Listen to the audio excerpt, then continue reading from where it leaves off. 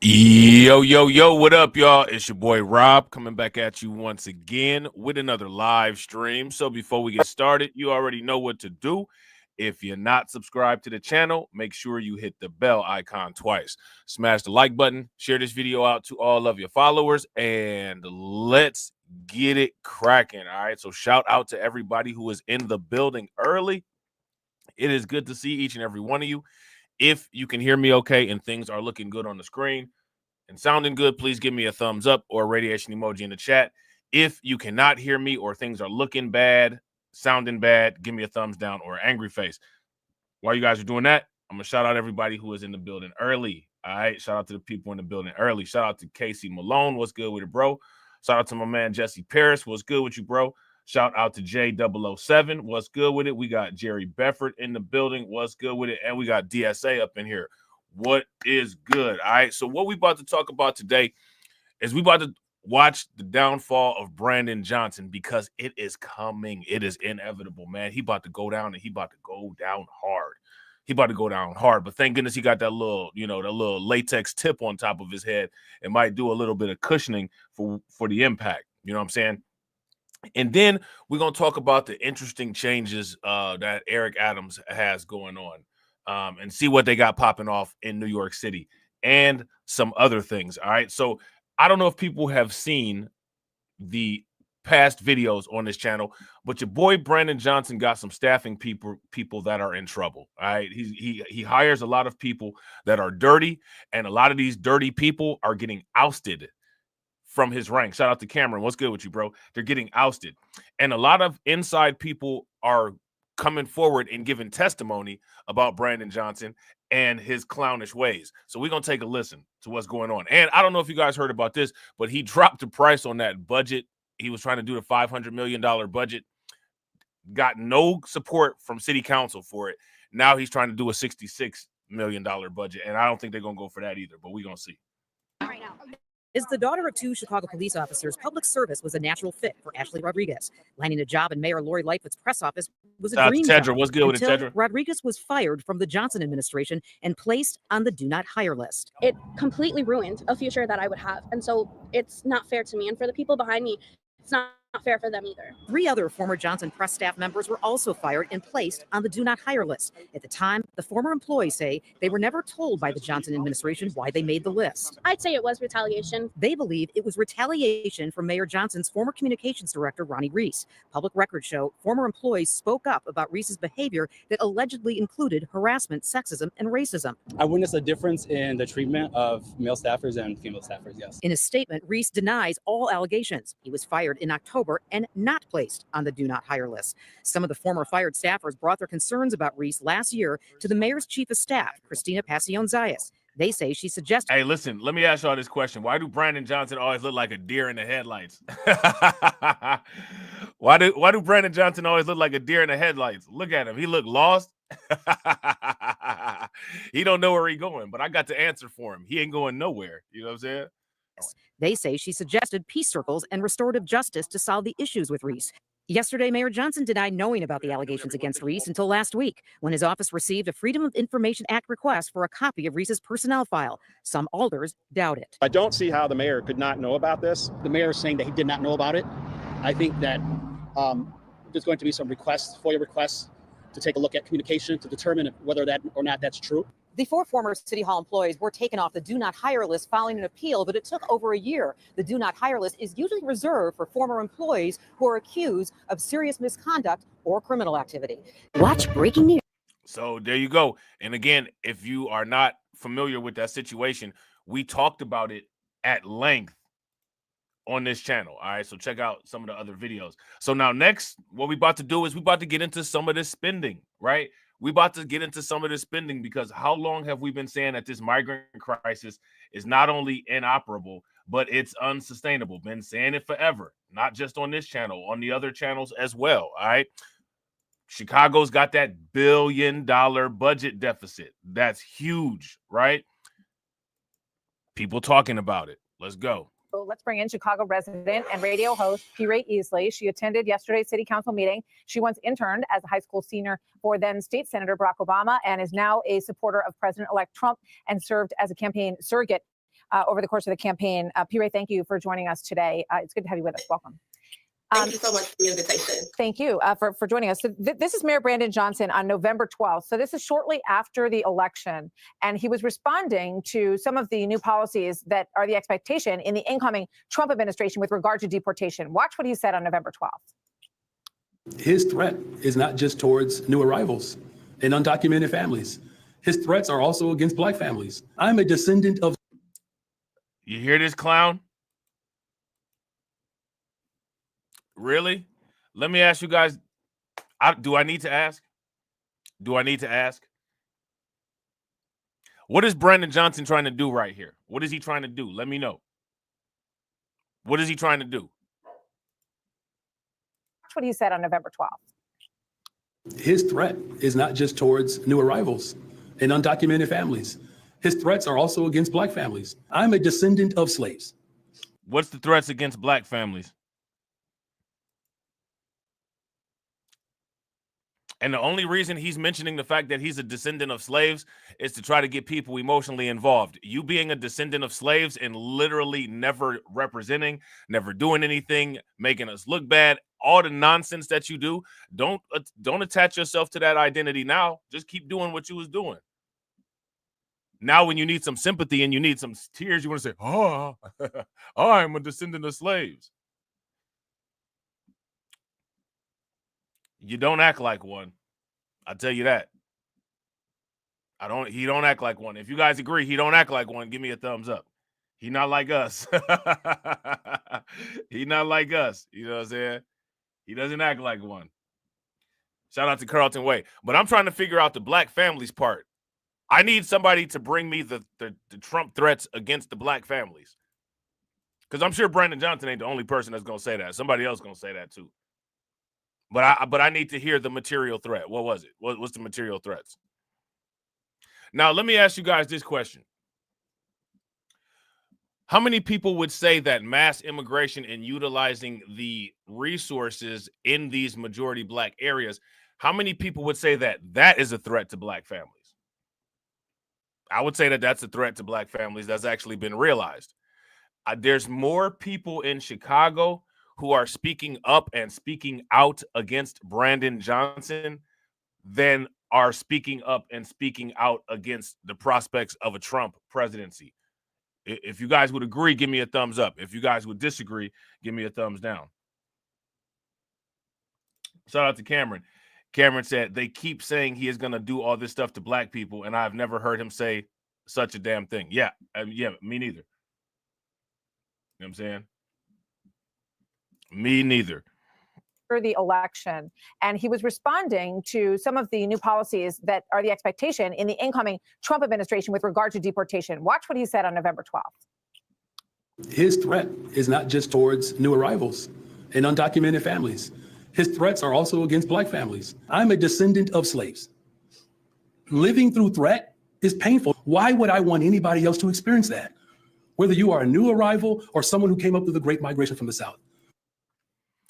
Listen to this clown, man. Listen to this clown. We're not going to threaten people. We're going to stand up and fight for people.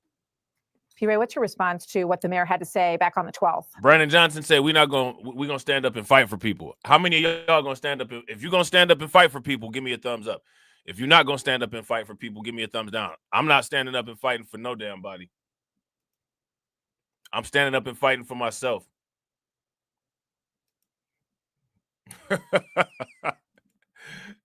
I'm not fighting for nobody.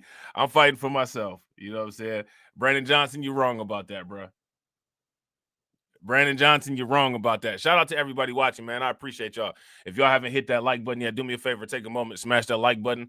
Also, if you guys haven't hit the bell, please take a moment, hit that bell, and share the stream to your social media. Isn't it great how these people just volunteer you for stuff? You know what I'm saying?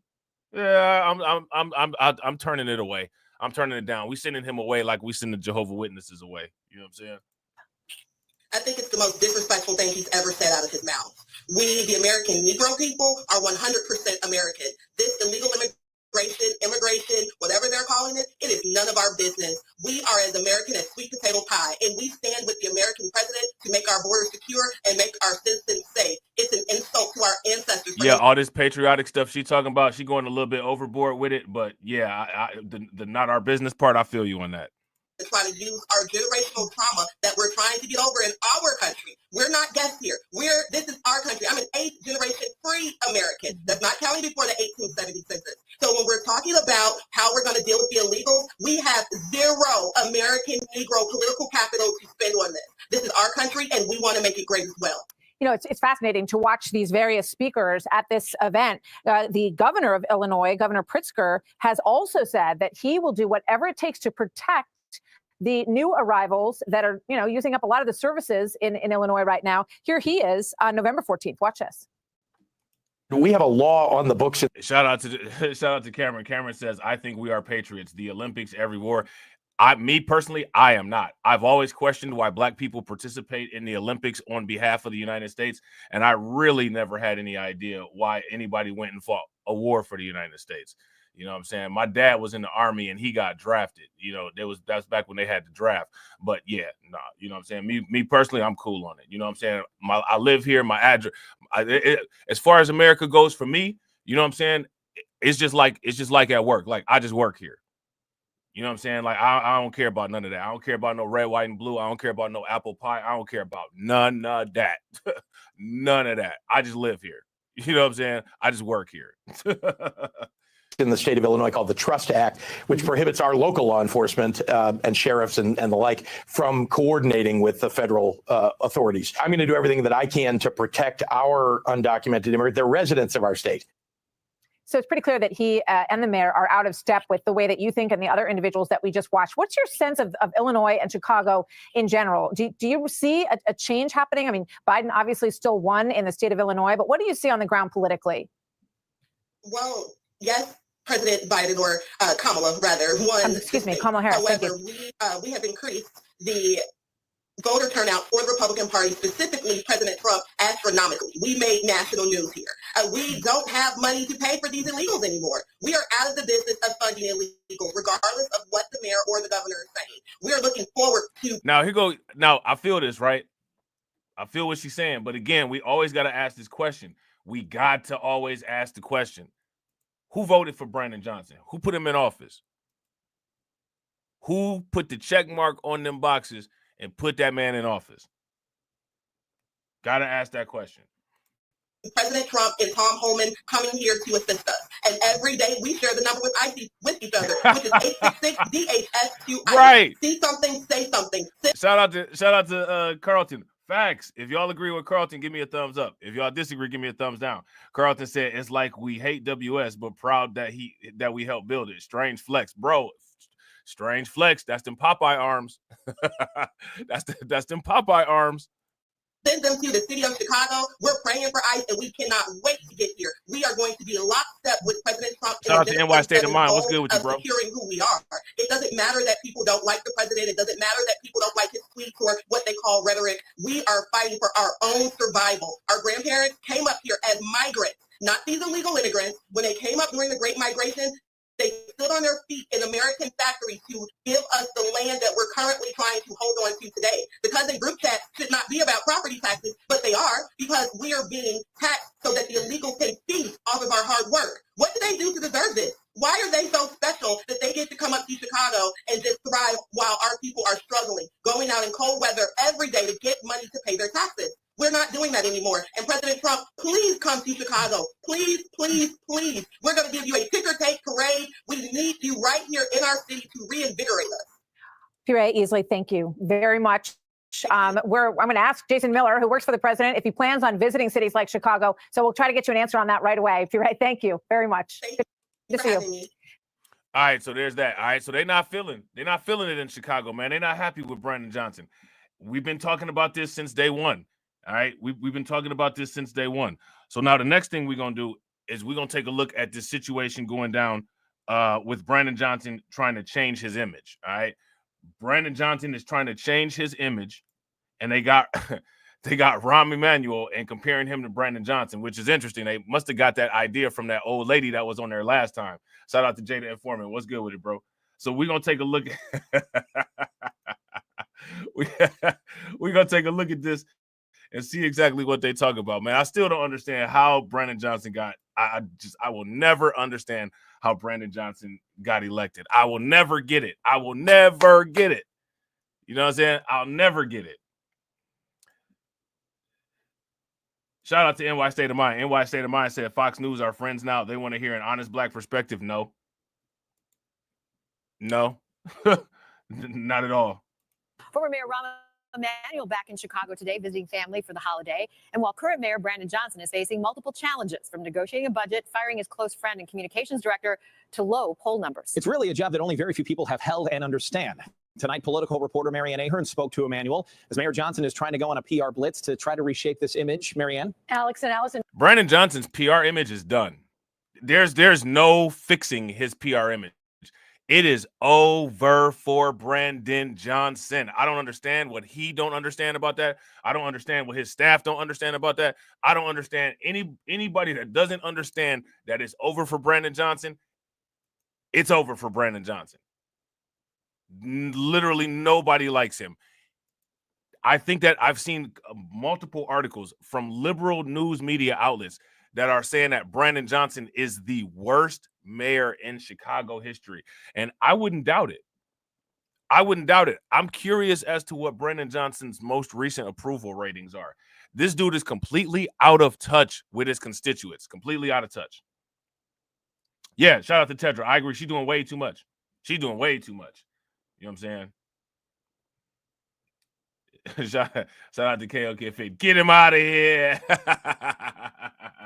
Look, hey, KOK Fit, look, I got one for you. He about to be crying like the game master. Look, watch this. Hold on real quick. He's finna cry like the game master.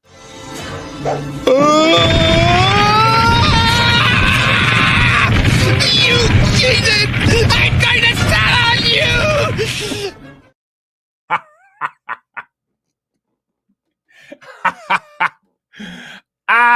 He gonna cry like the game master. He gonna be like, "Come on now, y'all not being nice to me now."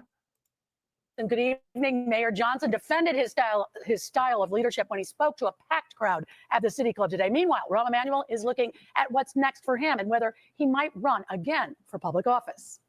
I'm not done with public service. I don't know which shape, what form. Ambassador to Japan Rahm Emanuel's appointment will end in January. He'll return to Chicago, and there's talk of him throwing his name in the hat to lead the DNC, the Democratic National Committee, or perhaps run for office. There's a lot of different ways to serve. He's aware, critics will recall, when he closed 50 Chicago public schools and the fallout for how he handled when Laquan McDonald was shot by a Chicago police officer 16 times. You don't get a do-over in life. You get lessons learned. But there are things that you would do different. And if you don't learn from life,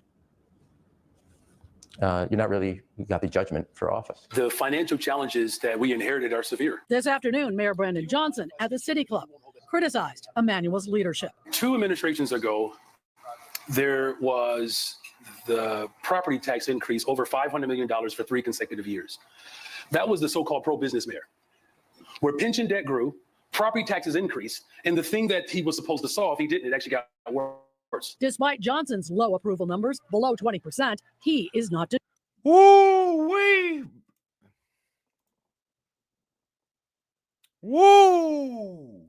Brandon Johnson's approval ratings are at 20%.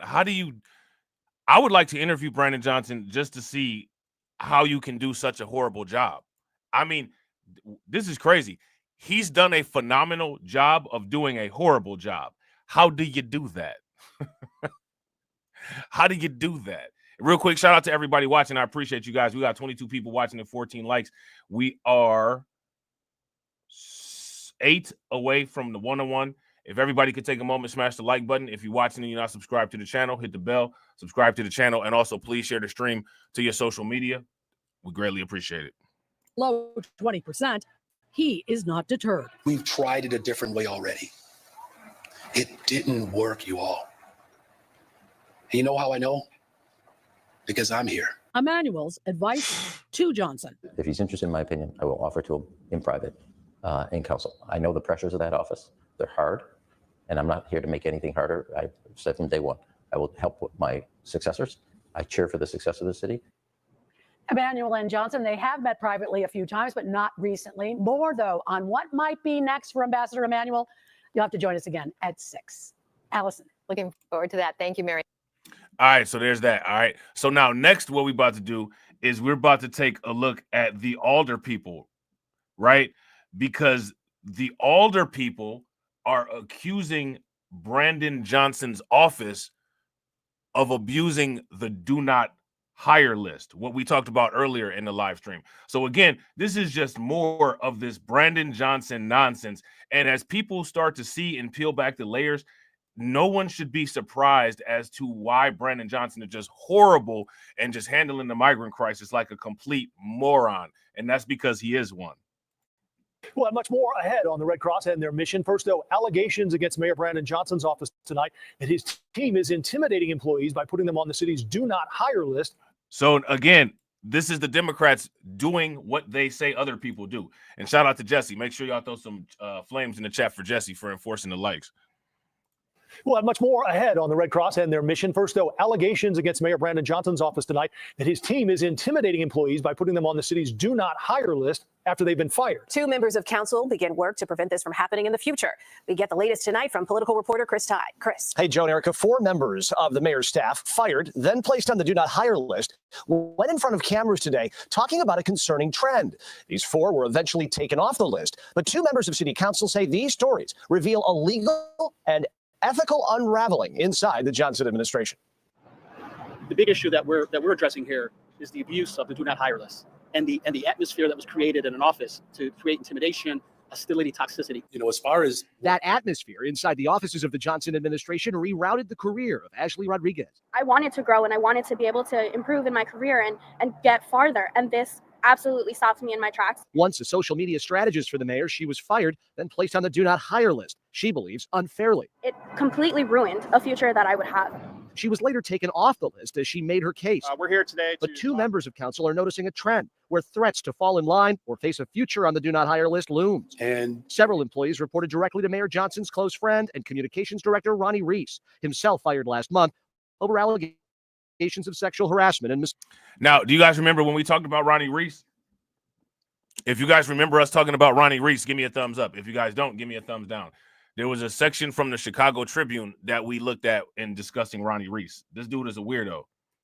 Misogyny. What Mr. Reese did, again, is illegal activity, unethical activity, and we need to rectify it through the city council because the mayor, unfortunately, has not taken responsibility for these actions. What we saw under Ronnie Reese and in this administration was just an abuse of an ordinance that was put in place to deal with infamous crimes, not to be used as a political retribution or payback. The mayor's chief of staff, according to documents obtained by CBS News Chicago, referenced the use of peace circles to help aid those complaining about Reese. Today, alders asked the city's head of HR, is peace circles part of the process?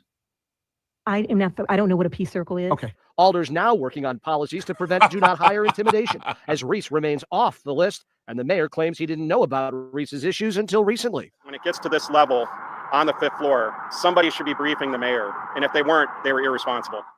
We reached out to the mayor's office and Ronnie Reese tonight. We did not hear back from either. Those on the do not hire list say it is a stinging place to have your name. Of course, it prevents city work, but private sector employers turn cold when they learn that the employee that they might be hiring is on that list. Much more on this in the days to come. For now, live in the newsroom, Chris Tide, CBS News, Chicago. So there's that. All right. So again, it's just looking worse and worse and worse and worse for Brandon Johnson. All right. Now, as you guys know, they have come up with this thing called DOGE, right? And I'm not talking about the cryptocurrency. I'm talking about DOGE, the Department of Government Efficiency. How many people are familiar with the Department of Government Efficiency? They've been putting out some very interesting tweets lately. I don't know if anybody has paid any attention to them, but you might want to. You might want to take a look at some of those DOGE tweets that have been coming out, all right? But one of the things that DOGE has been doing is they've been looking at and assessing the amounts of money that have been spent for each of these cities during the migrant crisis, all right? So we know most of these cities that have been engaged in the migrant crisis, most of these cities, right, are having some type of budget deficit or financial issues, right? They're not able to pay their bills. we're going to take a look at some of the things that they found. Shout out to AW1. What's good with it, bro? Meanwhile, if you want to know how expensive it is to house illegal immigrants in this city where we got 56,000 and have had over 700,000 pass through, look at these other historic programs in our past that we paid for and compare it to illegal immigration, World War I, $334 billion. This, man, this is crazy. That's wild. Look at how crazy that is. That's crazy. Shout out to everybody watching, man. I appreciate y'all. If y'all haven't hit that like button yet, do me a favor, take a moment, smash that like button. Also, if you guys have not hit that bell, please take a moment, hit that bell, and also please share the stream to your social media. Let's go. The Apollo program, $257 billion. Space program overall, $150.7 billion. Taxpayer costs for the Manhattan Project to build the atomic bomb, $30 billion. The Panama Canal is $15 billion. Hoover Dam, $1 billion. Now compare that to illegal immigration in our country, $150 billion. It's incredible. It's incredible. And this, it doesn't even include what is happening in Texas, which we're not even talking about.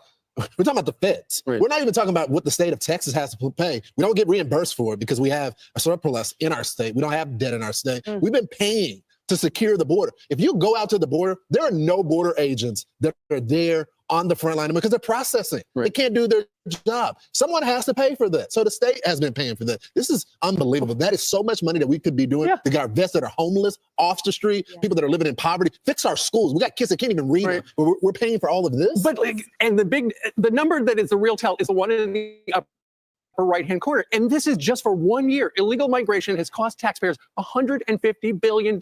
In comparison, look, that is about half the cost of all of World War I. Now, if you look at these numbers, right, if you're looking at how much 1 year of illegal immigration cost taxpayers, is it easy to see why most of these cities that are sanctuary cities have out of control budget deficits? Is it easy to see? Are you guys able to, does it make sense now? Does that provide like a good visualization for it? And, a fraction of the Apollo space program. It's just extraordinary. And that is 1 year, $150 billion. And that's why we all feel it. Yes. That's why I love that DOGE is bringing this public, because that's going to be their greatest asset. People say, well, what can they actually do? Well, they could actually coach President Trump and make their case for executive orders. They also could rally Congress, especially Joni Ernst says, I'm going to work with you right away. I think some Democrats who want a future will feel the same way because right now they're reeling. And I think the fact is that Elon Musk and Vivek Ramaswamy holding a press conference. Shout out to the specialist. What's good with it, bro? Going to be covered by all the networks. Because the thing is, to see your tax dollars being squandered like that in black and white, to have it put out there like a cyber deal on Monday, for just $150 billion more, you could get World War I or you could get illegal immigration for a year. And to your point, all that covers is the federal taxpayer dollars. It doesn't cover the fact that the emergency services budgets were absolutely blown within 1 month of the annual year. It doesn't cover the lives lost at the hands. I mean, it is so traumatic for the American people, and the thought that this ripple effect won't be generational. Finally, however, with the new sheriffs in town, the new bookkeepers in town with Elon and Vivek saying, look, guys, we're Shout out to Carlton. Carlton said, so DOGE is pocket watching. Yeah, bro, that's the whole purpose of DOGE. The whole purpose of DOGE is to pocket watch. You know what I'm saying? I honestly, I don't think that that's a bad idea to set up an office of government efficiency as long as they actually keep the government efficient, which who knows if that's what they'll do. You know what I'm saying? Probably be a little bit of value chain manipulation that Elon Musk takes a part of, and same with Vivek Ramaswamy, right? But I don't think that that's a bad idea because historically, and you can look at any macro or microeconomics textbook and it'll validate this, the government is known for being historically inefficient at attempting to replicate private sector services. If you guys would agree that that's a factual statement, give me a thumbs up. If you guys would disagree, then give me a thumbs down. Historically, the government does a horrible job with efficiency. In most cases, the government might try or they might start out an initiative. And then once they try or start that initiative out, they'll either sell it off as a private business unit or just scrap the project in general because they can't keep up because they're so horrible. I think probably the most efficient department of the government is the military. Aside from that, I don't think any department of the government is efficient at all. Holding up the tax receipts on the basis of what was such an opaque administration that we are currently in, by the way, for another 50 days. We don't want to give you any type of indication what your tax dollars are going to. Just think, what could we do with $150 billion? We're spending it on that? Like Warren said, schools, and safety. All that stuff. And instead, we've got the It's a mess, and everybody knows it's a mess. However, if you were looking at the X account of the House Ways and Means Democrats, they posted something yesterday that was quite tone deaf, and they pretty much immediately took it down. And they said, and here we were thinking y'all couldn't afford eggs. Facts. And as you can see, that's with facts. I agree 100%. Look at this. This says, and here we were thinking y'all couldn't afford eggs. Record this record air travel, holiday shopping busting records, stock market at all-time highs. The economy is quote unquote the worst ever. Some politicians or some Pollyanna's whine. Okay. with a screenshot of a post by a journalist that said, record air travel, holiday shopping, busting records, stock market at all-time highs. The economy is the worst ever. Some Pollyanna's whine. What they don't take into effect and into consideration is just the fact that it's tone deaf and people are hurting. And that's one of the reasons why they just lost the election. Well, this goes to the point of them making fun of Shout out to Unsunken One. What's good with it, bro? Voters. I mean, they should have left it up. Leave it up. Don't be ashamed of it. You guys continue to do it on national TV. Say, oh, they're uneducated voters. Those are the people. We can't convince those type of people. Oh, no, the economy, it's good. Inflation was just transitory. It's line after line telling voters they're not smart enough to understand their situation. And I think just be open with it. Don't try to hide it because the people already know the condescending tone that they continue to use with the voter. They're not smart enough to understand how things work. Yes. And the irony, by the way, is that reflected consumer optimism in the future. It was the fact that President Donald Trump is the president-elect. It's the fact that they have now a refreshing administration wipe to look forward to. Right. That's in part what fosters consumers' excitement and spending on Cyber Monday. It wasn't the dread everyone's been feeling for the last 4 years, but I totally agree with you that the mocking, the condescension that is rooted in this administration and the House Dems, leave it up, guys. Nasty. We already know. You don't need to hide it. I'm Steve Ducey. I'm Brian Kilmeade. And I'm Ainsley Earhart. And click here to subscribe to the Fox News YouTube page to catch. All right, so there's that. My bad. It took me a minute to try to find what I was looking for. All right, so we're gonna take a look at another video. All right, and this is a video from News Nation, and they are also going over the cost because I think one of the most important things that people should think about is the cost of all of this. The cost, you know what I'm saying? Shout out to my man DSB. DSB getting all of them. He getting all of them drops. You know what I'm saying? He getting all of them drops. DSB said, yeah, I done snuck in on y'all. We appreciate you, bro. Make sure y'all throw some flames, some radiation emoji, some membership emoji in the chat for DSB. I'm about to go crash out on this fitted.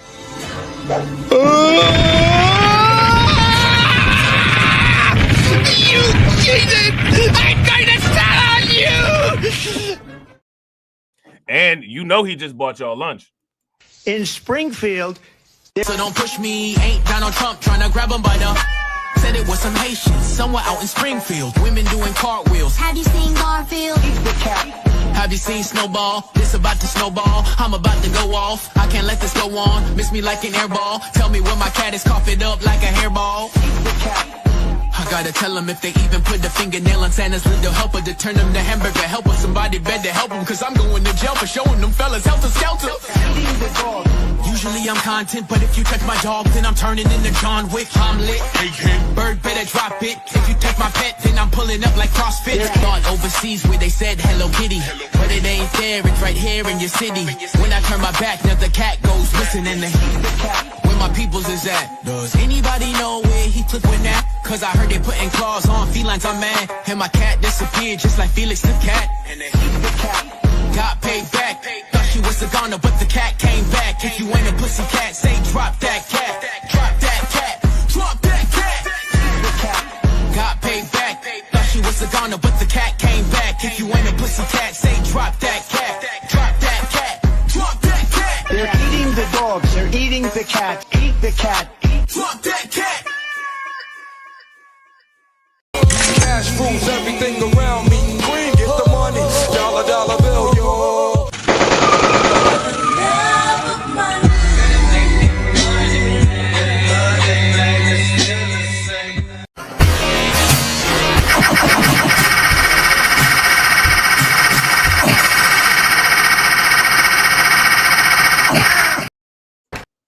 Get the money, y'all. There's poor people around. I'm rich, biatch. How do you think that we fund this organization, huh? We're not exactly the march of dimes. Silence. Silence. I ain't got no money, pop. Shout out to DSB for holding it down. Definitely appreciate it. Shout out to DSB again for funding the organization and growing it. Make sure y'all show DSB some love. Definitely appreciate you, bro. DSB showing out as always. How do you think that we fund this organization, huh? We're not exactly the March of Dimes. I'm standing on business. I'm standing on business. I'm standing on business. Definitely appreciate you, bro. All right, so yeah, we about to talk about these costs. All right, Let's talk about these costs. We also want to take a closer look at the cost of the migrant crisis. Elon Musk's new Department of Government Efficiency is saying the U.S. spends more than 2% of its entire budget on illegal immigration. And some big cities at the heart of the crisis are not holding back. Some in Chicago criticizing the city's mayor to his face for spending more than $500 million on sheltering migrants.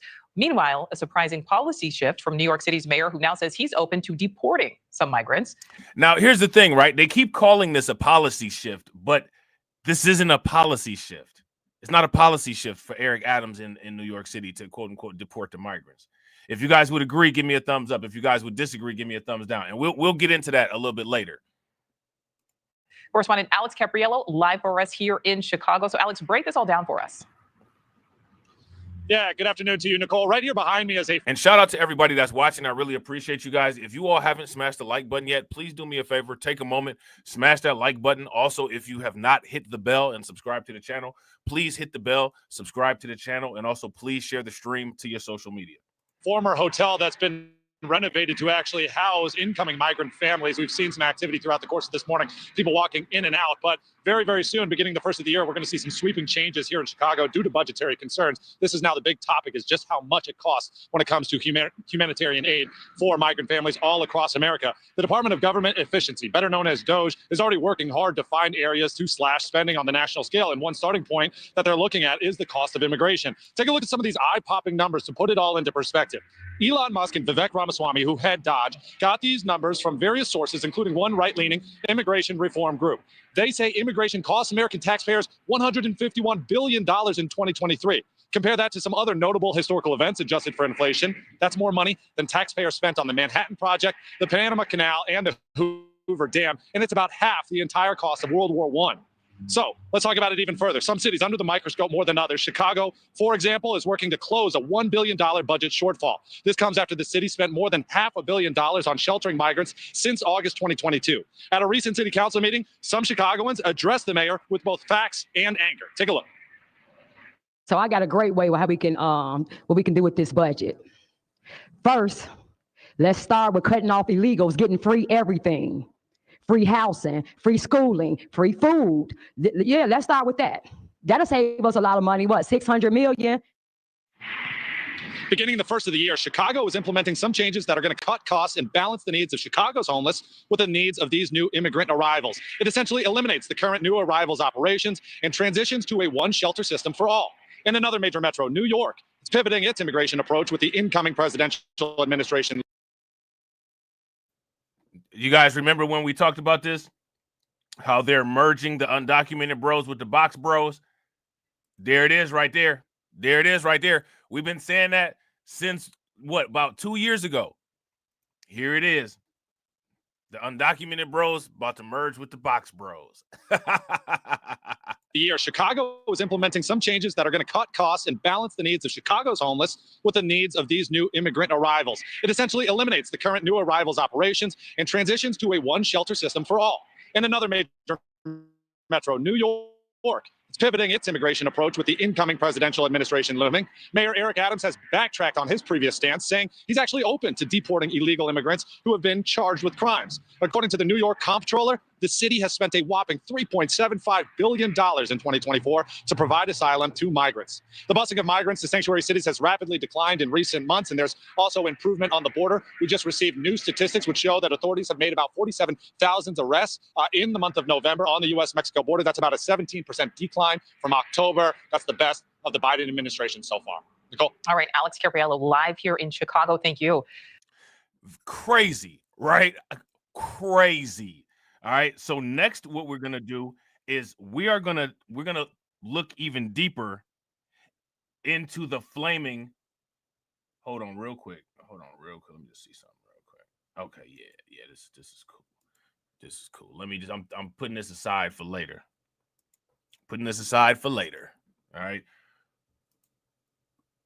Next, we got to talk about. We got to bring it back to Brandon Johnson, because Brandon Johnson is getting flamed. I don't think there's any hope for Brandon Johnson. How many of you all think that Brandon Johnson will be able to win the next mayoral race in Chicago? If you think that Brandon Johnson will come out victorious, give me a thumbs up. If you think that Brandon Johnson is gonna lose, then put a clown face in the chat. Let me know what y'all think. And let me see where we at. Shout out to y'all, man. We got 41 people watching. We got 22 likes. We got to try to get to the 1-on-1 ratio. So that means that we need 19 people to please hit the like. All right. Smash that like button. If you haven't subscribed to the channel yet, subscribe to the channel, hit the bell icon twice, and also please share the stream to your social media. So let's talk a little bit about what is going on across the country. And we've been talking about this for a while, where, for the last, during the entire Biden administration, for the most part, it does appear to many people that our southern border is wide open. You come to the southern border, you get in, you go, you mill about the country. We've got problems here in New York City, a lot of sanctuary cities, a lot of sanctuary states. And one of the places where it has kind of hit the fan finally is Chicago. And you know all about this. Yeah, so I've been talking with the residents of Chicago for a while. When it was just once my home state of Texas, but Greg Abbott decided, look, if you guys want to be sanctuary, I'm going to bust these migrants to your communities. And it really put a damper on the message of we just want to be loving of all people and everyone come in our community. Well, one resident is upset. She spoke out at the meeting the other day. Multiple, right? Multiple showed up to the city council, and they really let the mayor have it. Let's watch it. Here you are with another gritty property tax hike, trying to push the have-nots to house your precious illegal immigrants. You told Trump you ain't gonna blink? Well, we ain't either. You are going down in history as the worst mayor in America. Typically, I'm here and I'm fussing. I want to say thank you to the city council. Our mayor is embarrassing us, y'all, around the Hey, that's that lady that was on Fox. She about to go in. world. And you all took the power back from him to say the city of Chicago is out of the business of funding illegals. They want the option to get sanctuary cities off the books. They're tired of Chicago doing it. They're tired of seeing the illegal immigrants in their airports, at their police stations, overwhelming the cops who aren't respected. They're dramatically understaffed. And this mayor thinks he's speaking for the people, the African-American community, by saying that we are not going to cooperate with ICE. We are not going to build distrust. Oh, they on a troll. They on a troll. They on a troll. They on a troll. Did y'all hear what he just said? Listen.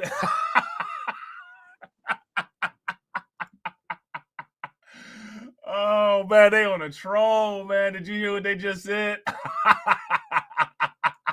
You ain't black. Oh man, they wilding. They are wilding out. You know what I'm saying? They are wilding out. Shout out to my man DSB. My man DSB showing out. They up here on Fox News, wilding out. Shout out to Miss Niecy. What's good with it, Miss Niecy? Make sure y'all show DSB some love for funding the organization and growing the organization. Definitely appreciate you, bro. How do you think that we fund this organization, huh? We're not exactly the March of Dimes. I'm standing on business. I'm standing on business. I'm standing on business. Hey, did y'all hear what old dude just said? Listen. City of Chicago is out of the business of funding illegals.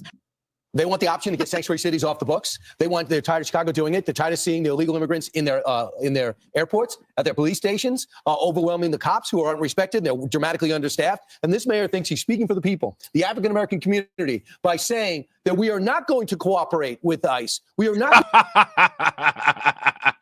right, we got to run it. Quote unquote, is Brandon Johnson, quote unquote, speaking for the quote unquote African-American community? If he is, give me a thumbs down. If he is not, throw some angry faces and some clown faces in the chat. They're tired of Chicago doing it. They're tired of seeing the illegal immigrants in their airports, at their police stations, overwhelming the cops who aren't respected. They're dramatically understaffed. And this mayor thinks he's speaking for the people, the African-American community, by saying that we are not going to cooperate with ICE. We are not going to build distrust between our law enforcement as well as ICE and start turning on our people as if enforcing the law is turning on your people. And these people, Hurricane and Ty, what's good with y'all?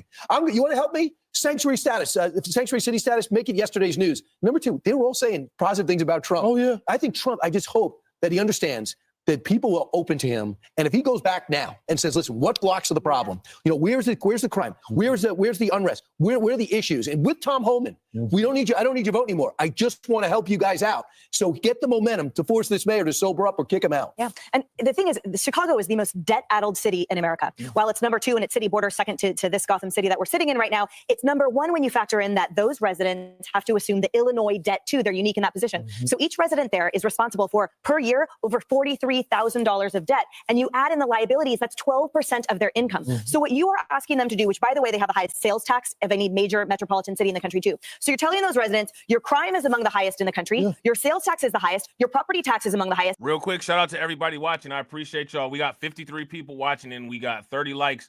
We need to get 23 likes to get to the 1-on-1 ratio. So if 23 people can take a moment, smash that like button, that'd be great. If everybody can hit the bell and share the stream, that would be great. Let's try to get to the 1-on-1. That'd be great. And you are responsible for the highest amount of debt in the country. But hey, let me prioritize illegal immigrants. Let me prioritize this community that is here illegally over your needs. And let me tell you, by the way, you're not black if you don't vote. Well, and then you layer it on top of you got kids that can't read and write.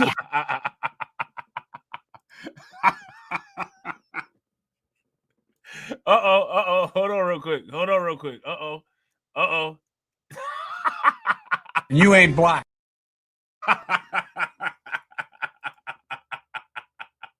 You ain't black. Oh, man.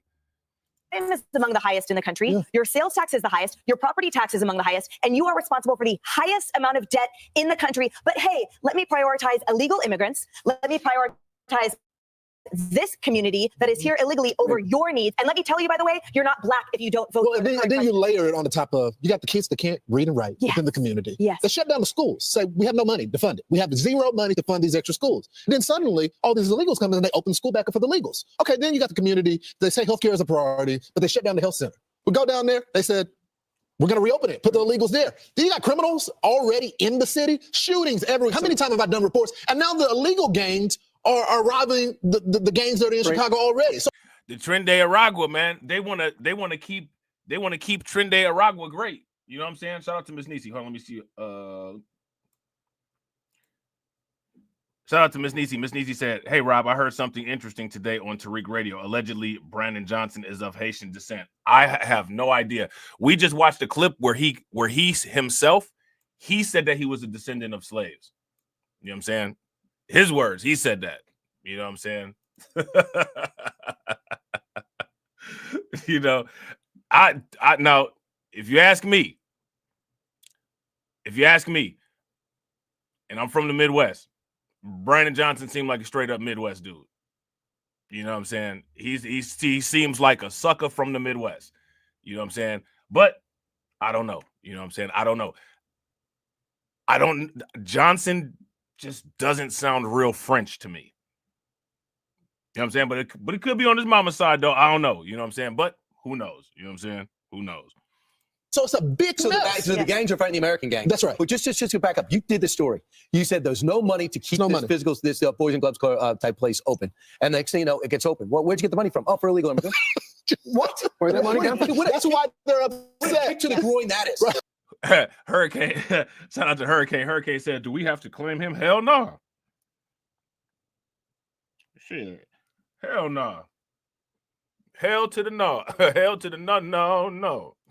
Well, in an hour ago, we talked a little bit about how you will find it on X, how the breakdown is of how much the illegal migrants are costing each and every American. And this year alone, $150 billion, when you look at all the costs and taxes and stuff like that, the cost to Americans is $150 billion. That breaks down to almost a little under $10,000 per illegal migrant in the country today. There are that many. Now, Lawrence, were talking to a woman by the name of P. Ray earlier, right? And she was fired up. You saw her at that council meeting. She joined us earlier. Watch.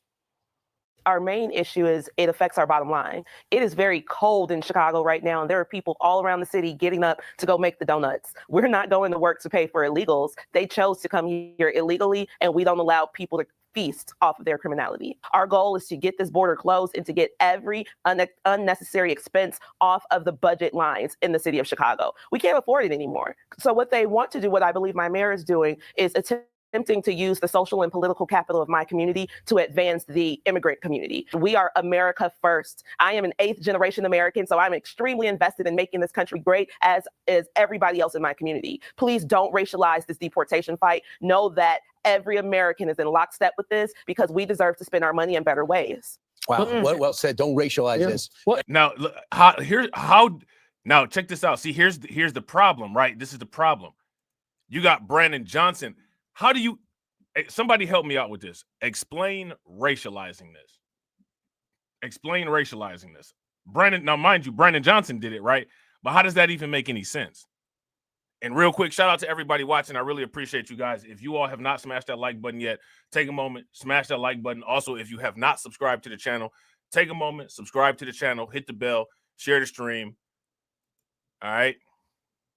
Well, we talked a little bit about how you will find it on X, how the breakdown is of how much the illegal migrants are costing each and every American. And this year alone, $150 billion, when you look at all the costs and taxes and stuff like that, the cost to Americans is $150 billion. That breaks down to almost a little under $10,000 per illegal migrant in the country today. There are that many. Now, Lawrence, were talking to a woman by the name of P. Ray earlier, right? And she was fired up. You saw her at that council meeting. She joined us earlier. Watch. Our main issue is it affects our bottom line.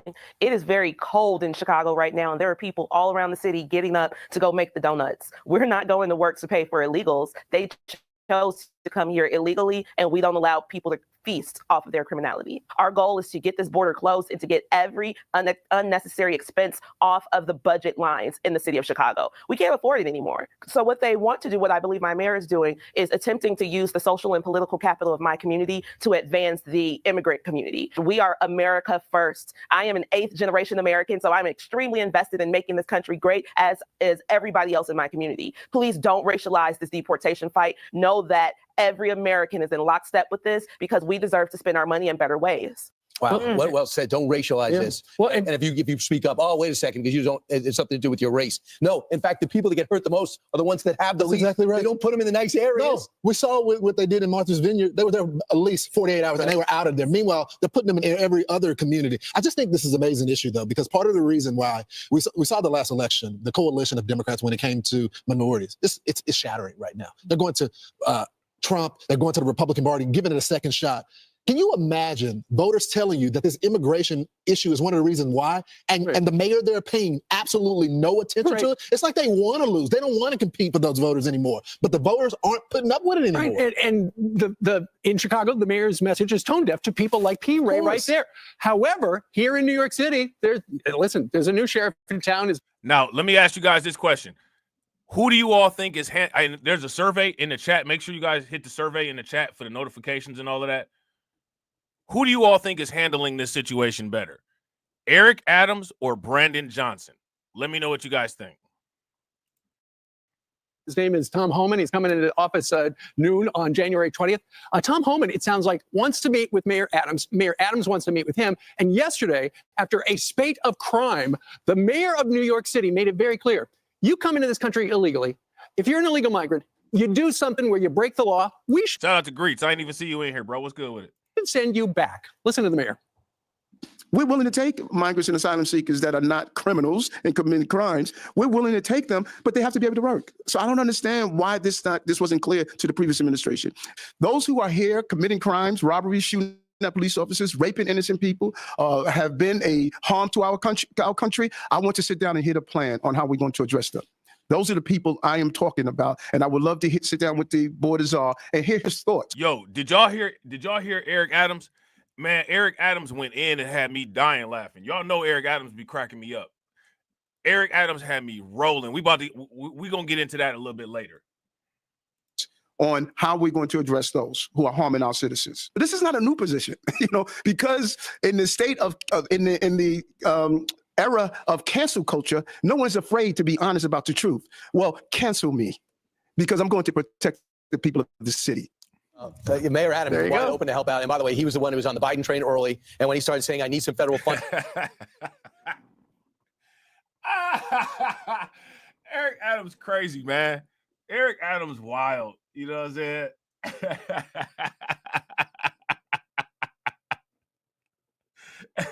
Right.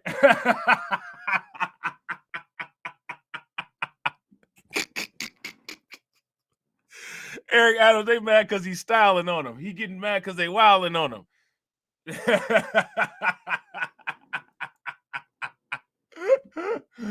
I'm dead. Now here go my thing, right? And shout out to Casey, because I think that we should have a discussion about this, right?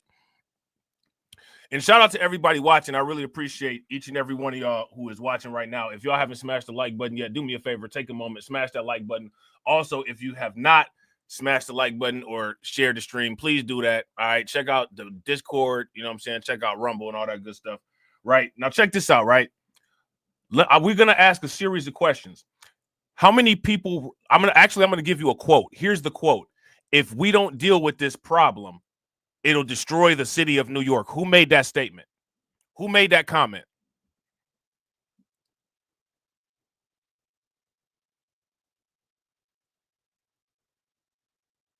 Who made that comment?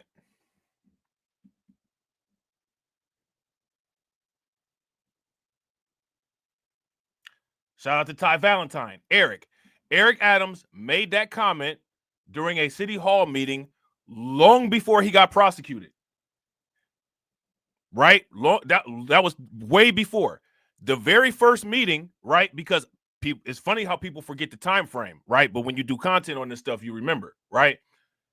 There was 3 separate times when Eric Adams had went down to Washington, D.C. to try to get more funding for the migrant crisis, right? What happened when he went down to D.C.? They kept not giving him funding. They kept not giving him funding. Then the last time he went down there, that's when the first FBI agent showed up at his staffer's house. You guys remember that? So this is why I say that.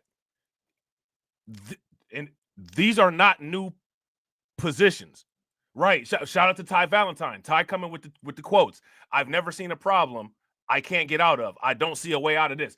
Eric Adams been saying this, and he been saying this stuff before he got indicted. There was no indictments on Eric Adams. Go look up the covers on the New York Post. There's a picture on the New York Post with him on Memorial Day standing right next to Kamala Harris, and Eric Adams' face all screwed up, and Kamala Harris is laughing, and they talking about tension between the Adams administration and the Biden administration. Eric Adams has always been, because what was supposed to happen was these sanctuary cities are supposed to be getting funding from the federal government, and New York got rejected for federal funding multiple times. So now here's what I'm saying. I wouldn't doubt it that Eric Adams was about this, but then when he saw that the federal government wasn't going to do their part, he's like, man, I can't do this by myself. It's over with. Forget it. I'm done. I'm throwing my hands up.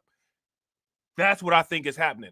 But now, because of the indictments and all that, people like, oh, he just doing this because of the indictment. He was doing this before the indictment. It just didn't get any coverage.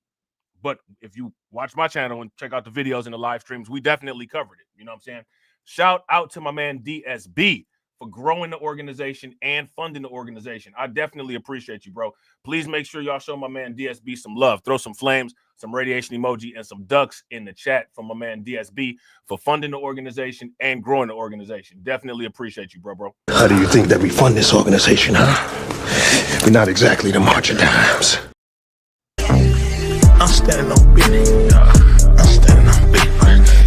I'm standing on business. Man, shout out to my man DC Precise, bro. Facts. Eric Adams was hitting that Bitcoin dance on him too. He was doing the Satoshi. You know what I'm saying? He was doing the Satoshi Pokey. You know what I'm saying? He was doing the Satoshi Pokey. You know. Funding for all the illegal immigrants that you're letting in, they stop returning his calls. Next thing you know, his phone gets taken on the street by the FBI while he was boarding a plane to go meet with the president with other mayors. So I don't know. He was a co-chair, and they kicked him off of being a co-chair of the campaign. Yeah, so he says, I'm not going to be warring with this administration. I didn't know about that. I didn't know that they had kicked Adams off of being the co-chair of the administration. I wasn't aware of that. How many people, if you guys were aware of that, give me a thumbs up. If you guys were not aware of that, give me a thumbs down. On how we're going to address those who are harming our citizens. This is not a new position, because in the state of in the era of cancel culture, no one's afraid to be honest about the truth. Well, cancel me, because I'm going to protect the people of the city. Mayor Adams is wide open to help out. And by the way, he was the one who was on the Biden train early. And when he started saying, I need some federal funding for all the illegal immigrants that you're letting in, they stopped returning his calls. Next thing you know, his phone gets taken on the street by the FBI while he was boarding a plane to go meet with the president with other mayors. So I don't know. He was a co-chair, and they kicked him off of being a co-chair of the campaign. Yeah, so he says, I'm not going to be warring with this administration. I'm going to be working with this administration. Good. And that's good. Look, I know it didn't pay him any good to be friends with Biden. It's probably going to be a survival mechanism to be friends with Trump. But also, I do think his instincts was, I have no money to pay for 57,000 people that are here. We've closed 5 shelters in the last 2 weeks, which is relatively good news, but hundreds of thousands are passing through on a daily basis. The buses have stopped, but the illegal immigrants have not. I disagree with him on the other thing. He said, if you can come here as long as you can work. You can't. We can't welcome people here, and we can't get them jobs. It's rewarding bad behavior. Right. It's all linked. If you start giving them jobs, they're going to keep coming. It's a magnet. Yeah, I take such issue with all of that as he stood in front of. Now, here's another thing, right? I want to ask about this. How many people remember Eric Adams trying to get the right to shelter law revoked in New York City? Do you guys remember that? If you guys remember that, give me a thumbs up. If you guys don't remember that, give me a thumbs down. Eric Adams was trying to get that right to shelter law modified or removed so that it would not be a requirement in New York to house those migrants anymore. He was doing that before the indictments. He also said if these illegals are committing crimes, arrest them. He said that before the indictments. And shout out to Ty. I agree. It still does need to be revoked. I think it was the New York Supreme Court that actually shut it down. So again, I just want to make it clear, right? Because now that all this stuff is in the spotlight, you know what I'm saying? Like, people have these particular narratives, and you see a lot of these particular narratives, and they're coming from people who really haven't covered Eric Adams ad nauseum. As you guys know, Eric Adams is one of my favorite people to cover. You know what I'm saying? Because he's hilarious to me. But, if he do something dumb, I go in on him, right? However, people have the time frames mixed up. Everybody's kind of saying one thing, and it's not necessarily true. Shout out to J. Lord. What's good with an Ocean American bully crazy?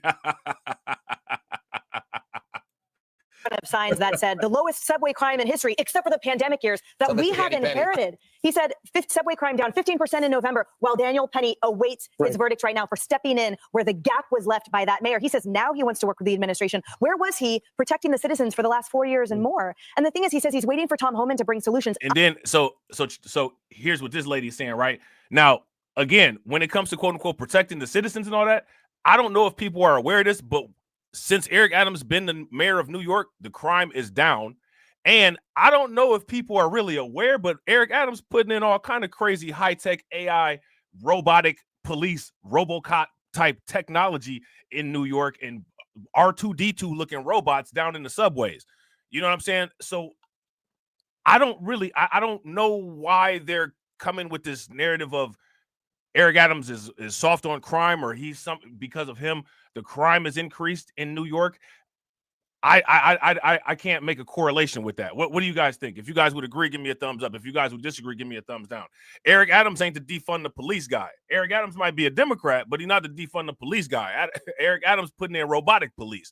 They got that robot police dog out there patrolling the projects and all that. So, I don't know what she's talking about, but I wish my mayor had brought solutions when all of us were drowning. I sat next to this woman at dinner recently who still bore the scars from her hundreds of stitches after being punched in the face right here in Midtown with a person with glass wrapped around his.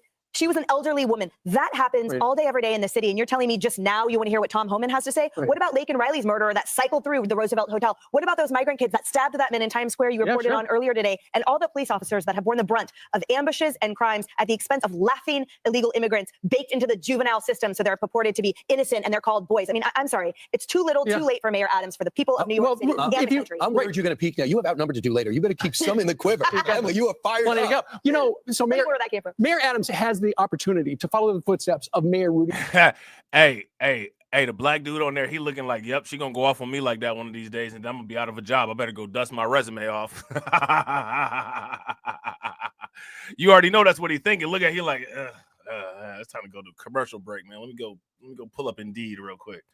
Rudy Giuliani. And what Mayor Rudy Giuliani did was he had an emphasis on quality of life crimes. It started out as little stuff. But when you're walking around on the streets of New York City, because of the migrant crime, which is substantial these days, it impacts everybody. And it impacts decisions of, am I going to go to the doctor's office today by myself? Do I feel safe? Am I going to go to the grocery store? You know, the lady down the hall got robbed by those people and they never found him. And the police said there's nothing we can do. If Mayor... Right. Shout out to Ty. Ty said them cyber dogs ain't stopped one illegal from committing one crime. Now, they should put them cyber dogs down there at the border. Them subway robots and them cyber dogs and them drones, they should put the cyber dogs, the R2D2 robots and the drones all at the southern border. You know how Greg Abbott was sending those buses full of migrants to the sanctuary cities? If Eric Adams really want to prove his loyalty, he should send a whole bus full of robots down there to help guard the border. Robotic border patrol. What y'all think? Border tech.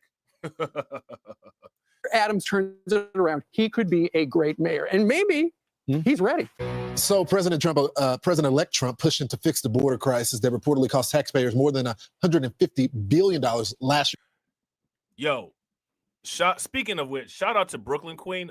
We're talking about the U.S. government. Let's just switch gears for a quick second. Shout out to Brooklyn Queen because Brooklyn Queen put this article in the Discord, and I just want to mention it. We might talk about it later if I'm able to do a stream later. How many people heard about the U.S. government moving 54,897,092,549 Shiba Inu into a new wallet? How many people heard about that? If you guys heard about that, give me a thumbs up. If you did not hear about that, then give me a thumbs down. Year alone. Blue cities like Chicago feeling the pinch as its own mayor vows to keep resisting Trump. The taxpayers, they're just fed up. Here you are with another gritty property tax hike, trying to push the have-nots. Now, let me ask you guys this question. How many people think that it might not be a bad idea for people to consider moving away from these liberal areas, moving away from these blue cities, coming up with some type of group initiative to start somewhere else and create an entirely new community with independent politics that's not tied to one of these two parties? I don't think that would be a bad idea.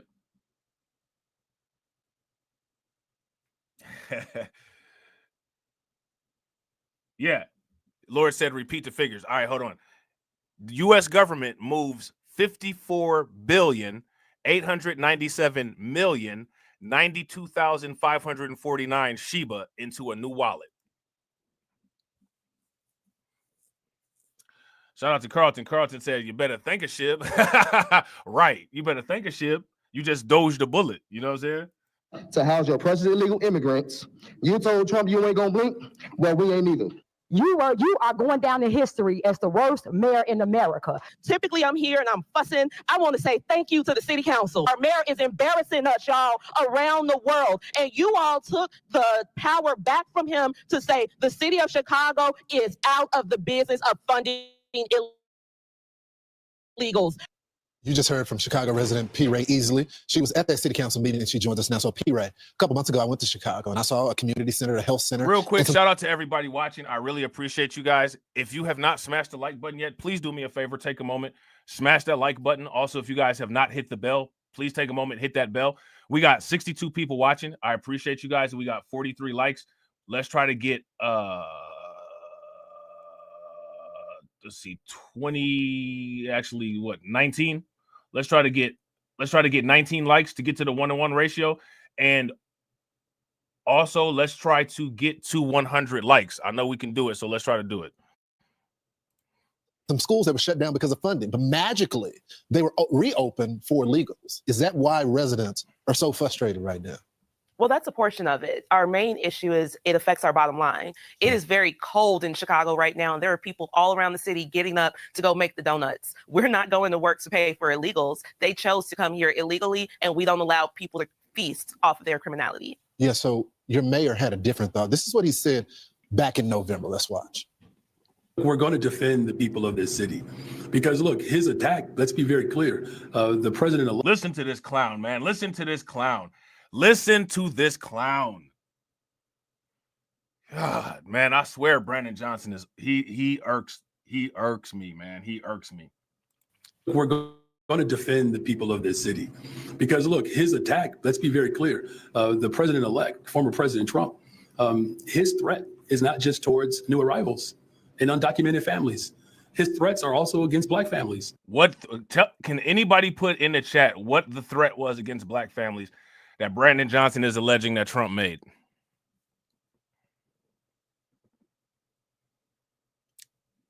Can is there anybody that can pull a tweet, or anybody can pull a quotation, or pull anything from an article or an interview or a clip from a podcast? What was the threat? Right. What is he talking about? Right. Right. Exactly. Exactly. People to feast off of their criminality. Yes, so your mayor had a different thought. This is what he said back in November. Let's watch. We're going to defend the people of this city because, look, his attack, let's be very clear, the president-elect, former President Trump, his threat is not just towards new arrivals and undocumented families. His threats are also against Black families. A threat against Black families. How would you respond? I think it's very disrespectful for him to say that. I am an American Negro woman, and our people are not immigrants. We are migrants, of course, in the very literal sense. Because our David Brown was came here good with during it, the bro. Great Migration. This is why we're really pushing for an end to race. Because when you say Black, that can mean anybody. They told us that Kamala was Black, and yes, there are. Yeah, nah, that's not quite true, but okay. That's not true, but okay. I think it's very disrespectful for him to say that. I am an American Negro woman, and our people are not immigrants. We are migrants, of course, in the very literal sense, because our grandparents came here during the Great Migration. This is why we're really pushing for an end to race. Because when you say Black, that can mean anybody. They told us that Kamala was Black, and yes, there are Black people who will be deported. But let's ask you guys this question, quote unquote. When they quote unquote say quote unquote Black, can that quote unquote be anybody? I don't think so, but that's what this lady said. Has nothing to do with the American people. Our goal is to get this border closed and to get every unnecessary expense off of the budget lines in the city of Chicago. We can't afford it anymore. Well, it's a matter of affordability, but then it's just common sense. So our kids can't read and write within our communities. You got people that are living in poverty. So we have real issues in our community, and it seems like they continue to say they can't fix it because of a strain, but yet they find the money magically to fund all these other programs for the migrants, right? So what they want to do, shout out to Sybil, what's good with it? believe my mayor is doing is attempting to use the social and political capital of my community to advance the immigrant community. And we've been seeing this since the Now this right here, yeah, what she's saying right here, this is on point. If you guys would agree, give me a thumbs up. If you guys would disagree, give me a thumbs down. Yeah, she's on point with that right there. Affordability, but then it's just common sense. So our kids can't read and write within our communities. You got people that are living in poverty. So we have real issues in our community, and it seems like they continue to say they can't fix it because of a strain, but yet they find the money magically to fund all these other programs for the migrants, right? So what they want to do, what I believe my mayor is doing, is attempting to use the social and political capital of my community to advance the immigrant community. And we've been seeing this since the 1800s. And it's not just the Chicago mayor. All of the Democrats do that. The entire DNC, this is literally the base of what built up the DNC. If you guys would agree, throw some flames in the chat. If you guys disagree, give me a thumbs down. Without us, the DNC they're nothing. They're nothing. She's absolutely right about that. Douglas warned us about this years ago. And so now we're here. We're a much more informed and enlightened people, and we are America first. I am an 8th generation American, so I'm extremely invested in making this country great, as is everybody else in my community. Please don't racialize this deportation fight. Know that every American is in lockstep with this because we deserve to spend our money in better ways. Christmas is coming. Why should we have to pay extra in taxes? Yeah, over 50% of the country are for mass deportations. You would think that the mayor would change after such a mandate as the last election. I haven't seen people in Chicago so fired up until this issue right here. I think it's going to be a game changer. P. Ray, thanks so much for joining the program. Thank you for having me this morning. You got it. I'm Steve. All right, so there's that, right? So now check this out. How many people heard there was recently a Chinese migrant, all right? This Chinese migrant was an illegal migrant, all right? This Chinese migrant was an illegal migrant, okay? And allegedly, this individual tried to sell weapons to a U.S. adversary. This individual tried to sell weapons to a U.S. adversary. Not the good, right? Not the good at all. But that's what happens. Now, how many people remember when it comes to the quote-unquote Chinese migrants, how many Chinese migrants are coming into the United States these days? Let me know what you guys think. Chinese migrant in the country illegally has been arrested and charged with allegedly shipping weapons, ammunition, and military tech from California to North Korea. He was here illegally, so he shouldn't have been here. He was able to develop a very sophisticated scheme. Yeah, look at this. Read the bottom headline there. Chinese national accused of smuggling U.S. weapons and sold them to North Korea. Like, are you serious? Are you serious? A Chinese migrant in the country illegally has been arrested and charged with allegedly shipping weapons, ammunition, and military tech from California to North Korea. He was here illegally, so he shouldn't have been here. He was able to develop a very sophisticated scheme, evade law enforcement for some time. When technology and sensitive items fall into the wrong hands, especially those of hostile nations, the risks to global security are profound. Tudor Dixon is a former Michigan GOP gubernatorial candidate and the host of the Tudor Dixon podcast. She joins me now. Tudor, as you well know, thousands of illegal Chinese migrants were let into our country under the Biden administration, not to mention the millions in total that were let in. How worried are you that more of those illegal Chinese migrants are working to help our enemies, but have not yet been caught?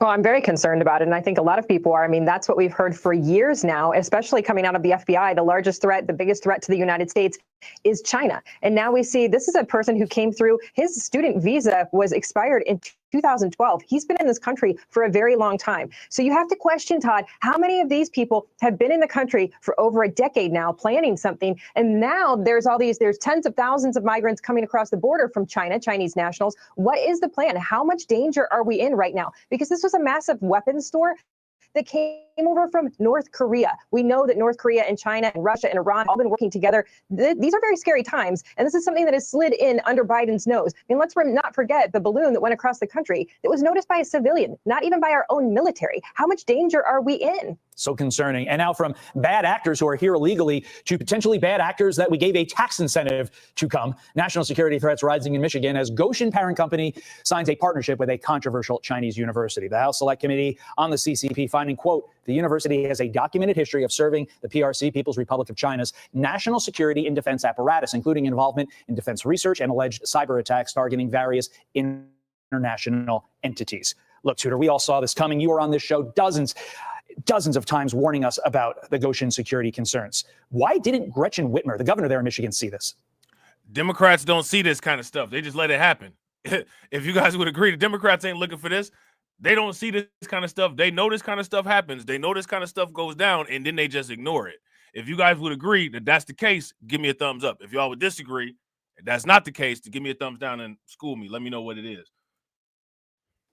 Well, I think Gretchen Whitmer is so desperate for a win. I mean, if you look at the state of Michigan right now, we're in complete upheaval with GM potentially closing their headquarters and it's essentially looking like they're leaving the state. She needed a win, and she was willing to go to China to get the win, and she was willing to risk our national security to say, hey, I've brought some jobs to the state of Michigan in the almost 8 years now that she's been here. She has not done anything. So look, it's not just Michigan. It's the entire country that's in danger, but it's Michigan and Illinois especially right now because those are the two places that Goshen is wanting to build factories, and they are in Michigan, it is very close to a military base. We are incredibly concerned that they have now partnered with a university that, as you mentioned, is allegedly tied to cyber attacks. This is something that we've seen. This is the biggest concern we have in the United States. Could they shut us down and then invade? Could they? Now, this is important, right? This is where we take some twists and turns.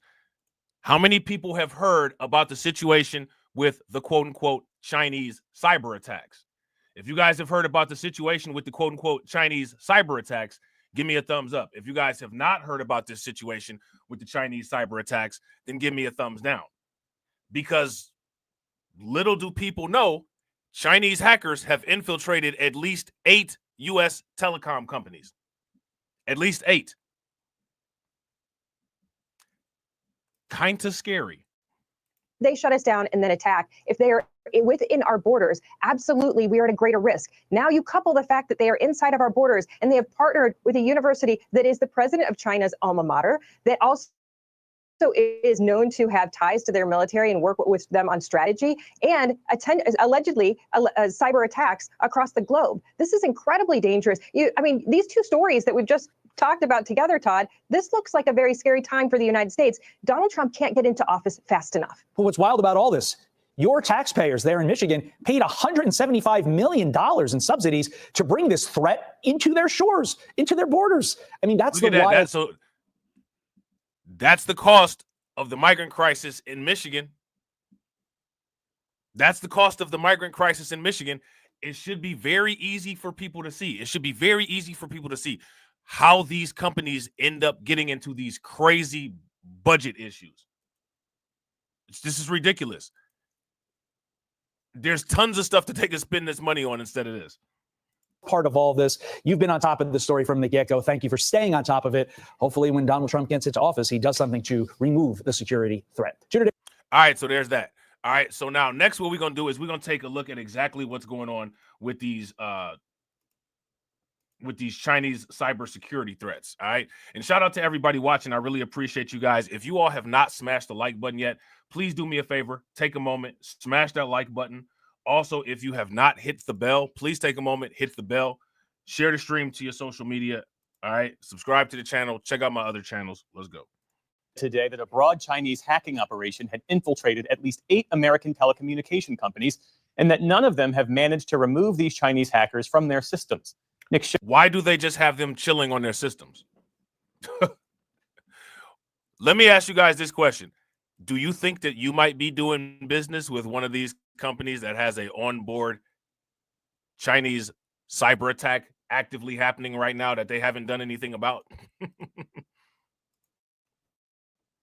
Schifrin has been following this all and joins us now. So, Nick, what did the White House say today? The White House gave new details on what is believed to be the largest hack on American telecommunications firms in U.S. history. As you said, Chinese hackers infiltrated at least 8 communications firms in the United States, and over the last 1 to 2 years, quote, dozens of telecommunications companies across Asia and Europe, and the hack was ongoing. Deputy National Security Advisor for Cyber and Emerging Technology, Ann Neuberger, said today. The affected companies are all responding. Right now, we do not believe any have fully removed the Chinese actors from these networks. So there is a risk of ongoing compromises to communications. Until U.S. companies address the cybersecurity gaps, the Chinese are likely to maintain their access. Today, intelligence officials... Now, let me ask you guys this question. With this particular situation right here, how do you think that this should be dealt with? How should Trump deal with this? If you ask me, I think that this is definitely a tariff-worthy situation, right? This is a tariff-worthy situation.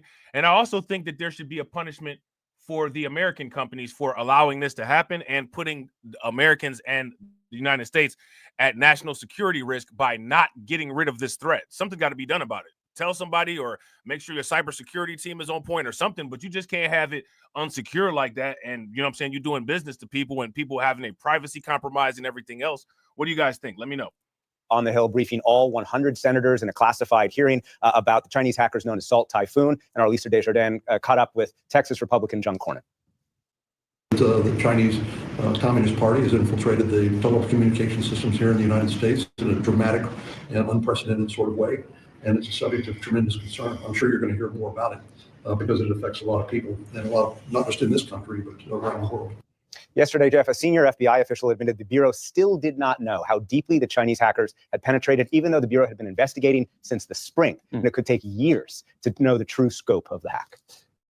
Do we know, though, who has been targeted? Intelligence officials described 3 baskets or 3 groups of targets, essentially. Number 1, a large number of users whose phone metadata was stolen. Number 2, a small group of individuals whose audio calls and text messages were specifically targeted and successfully intercepted. Number 3, the portal that law enforcement uses to submit court orders to telecommunications and internet service providers. And I want to keep that list up for the moment. On the first group, whose metadata was stolen, a senior administration official said today it was, quote, a large number of Americans, but would not provide the number, but it had a, quote, regional focus, suggesting it was designed to find members of the second group whose calls were intercepted and included senior members of the Trump and Harris campaigns. A former intelligence official described to me, Jeff, that this is so hard because these are incredibly sophisticated state actors with limitless budget and limitless time. They are extraordinarily difficult to detect because they enter networks with stolen credentials so as not to set off alarm bells. And if they detect any surveillance by the Americans, they simply stop moving. They can sit there and take as long as it takes, therefore avoiding detection. And how has China responded to all of this? In a statement, Chinese embassy spokesman Liu Pengyu told me that the U.S. claimed were, quote, misinformation and, quote, firmly opposes and combats all kinds of cyber attacks. The U.S. needs to stop its own cyber attacks against other countries and refrain from using cybersecurity to smear and slander China. U.S., Jeff, is believed to conduct the same surveillance around the world, and I do use that term surveillance. U.S. officials use that term because this is not designed, as far as they can tell, to destroy any critical infrastructure. It is instead designed to conduct espionage, to collect information. No signs that any of this is being leaked online. As for solutions, Neuberger said today the only solution was to require companies to meet minimum cybersecurity guidelines. Right now, those guidelines are optional for these companies to meet. All right, Nick Schifrin, thank you for this reporting. Appreciate All right, it. so there's that. All right, so now next we're going to dive a little bit deeper into this situation here. Let me see. I thought we were going to dive a little bit deeper into the situation. Guess we aren't. Guess I might have. Yeah, it looks like I might have got rid of that video. So it's all good. We ain't going to dive deeper into that situation. What we about to do now is we're going to talk about these protests, all right, because they out here protesting. A lot of the migrants is upset. They are really angry about the Trump administration, and they feel that someone needs to listen to them. So since this is a YouTube channel and people listen to YouTube videos, we going to listen to, react to, and respond to what these folks got to say. So let's check it out here. This is in California, sanctuary state, California. And as everybody knows, California just became LA just became officially a sanctuary city. Why any state or any city would become a sanctuary city now in the current political climate is completely 110% beyond me. I have absolutely no idea why anybody would do that.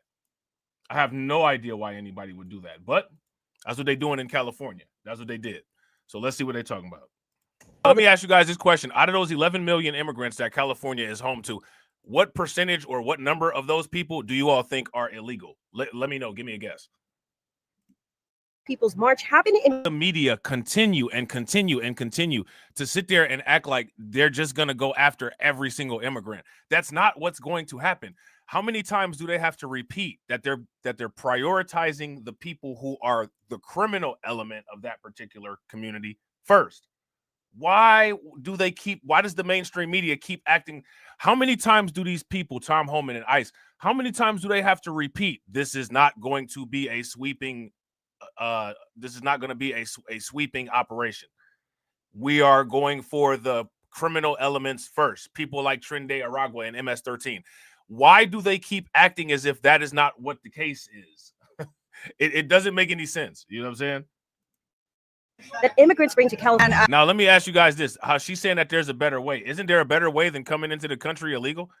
Like, wouldn't it be better to come into the country legally and not come in illegally? That's a better way that could happen too, right? Protect all members of our family, and that's why we're out here. In Sacramento, covering local news that matters, Christina Bautista, Fox 40 News. All right, so there's that. All right. And real quick, shout out to everybody watching. I really appreciate you guys. If you all have not smashed that like button yet, please do me a favor. Take a moment, smash that like button. Also, if you guys have not hit the bell, please take a moment, hit the bell, and also please share the stream to your social media. Now, Operation Lone Star, right? We know Greg Abbott has unlimited spools of razor wire, and the United States Appeals Court went back on their decision to allow the Biden administration to cut down the razor wire, because you guys know that there was that situation going on where they were sending people down there and cutting the razor wire as it was being put up.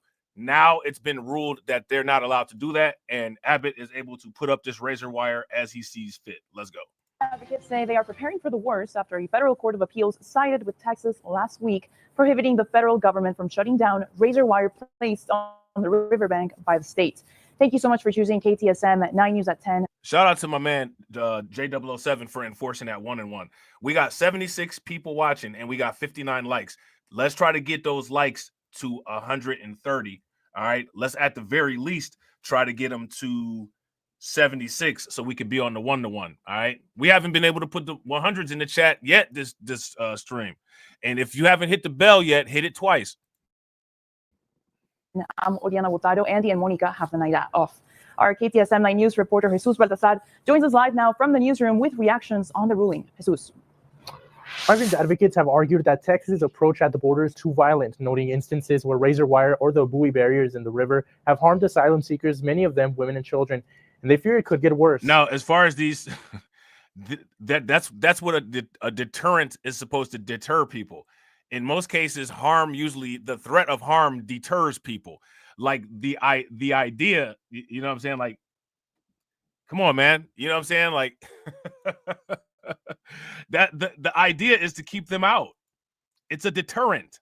Too violent, noting instances where razor wire or the buoy barriers in the river have harmed asylum seekers, many of them women and children, and they fear it could get worse. We're expecting a major and violent aggression against people crossing the border, in this case, being more forcefully rejected, more violently. The Fifth Circuit Court of Appeals ruling last week marked a win for Texas Governor Greg Abbott at a time when immigration policy is expected to take a major shift. His strategies at the border, deploying the National Guard, installing razor wire, and buoy barriers at the Rio Grande, have been continuously challenged by the Biden administration. Right. Shout out to Hurricane IQ, because, yeah, we've actually talked about the amount of quote unquote military age men, right? Military age men who are coming in through the southern border or even coming through the northern border, right? Now, does anybody ever notice Trinidad Aragua members never seem to get a scratch on them coming into the United States?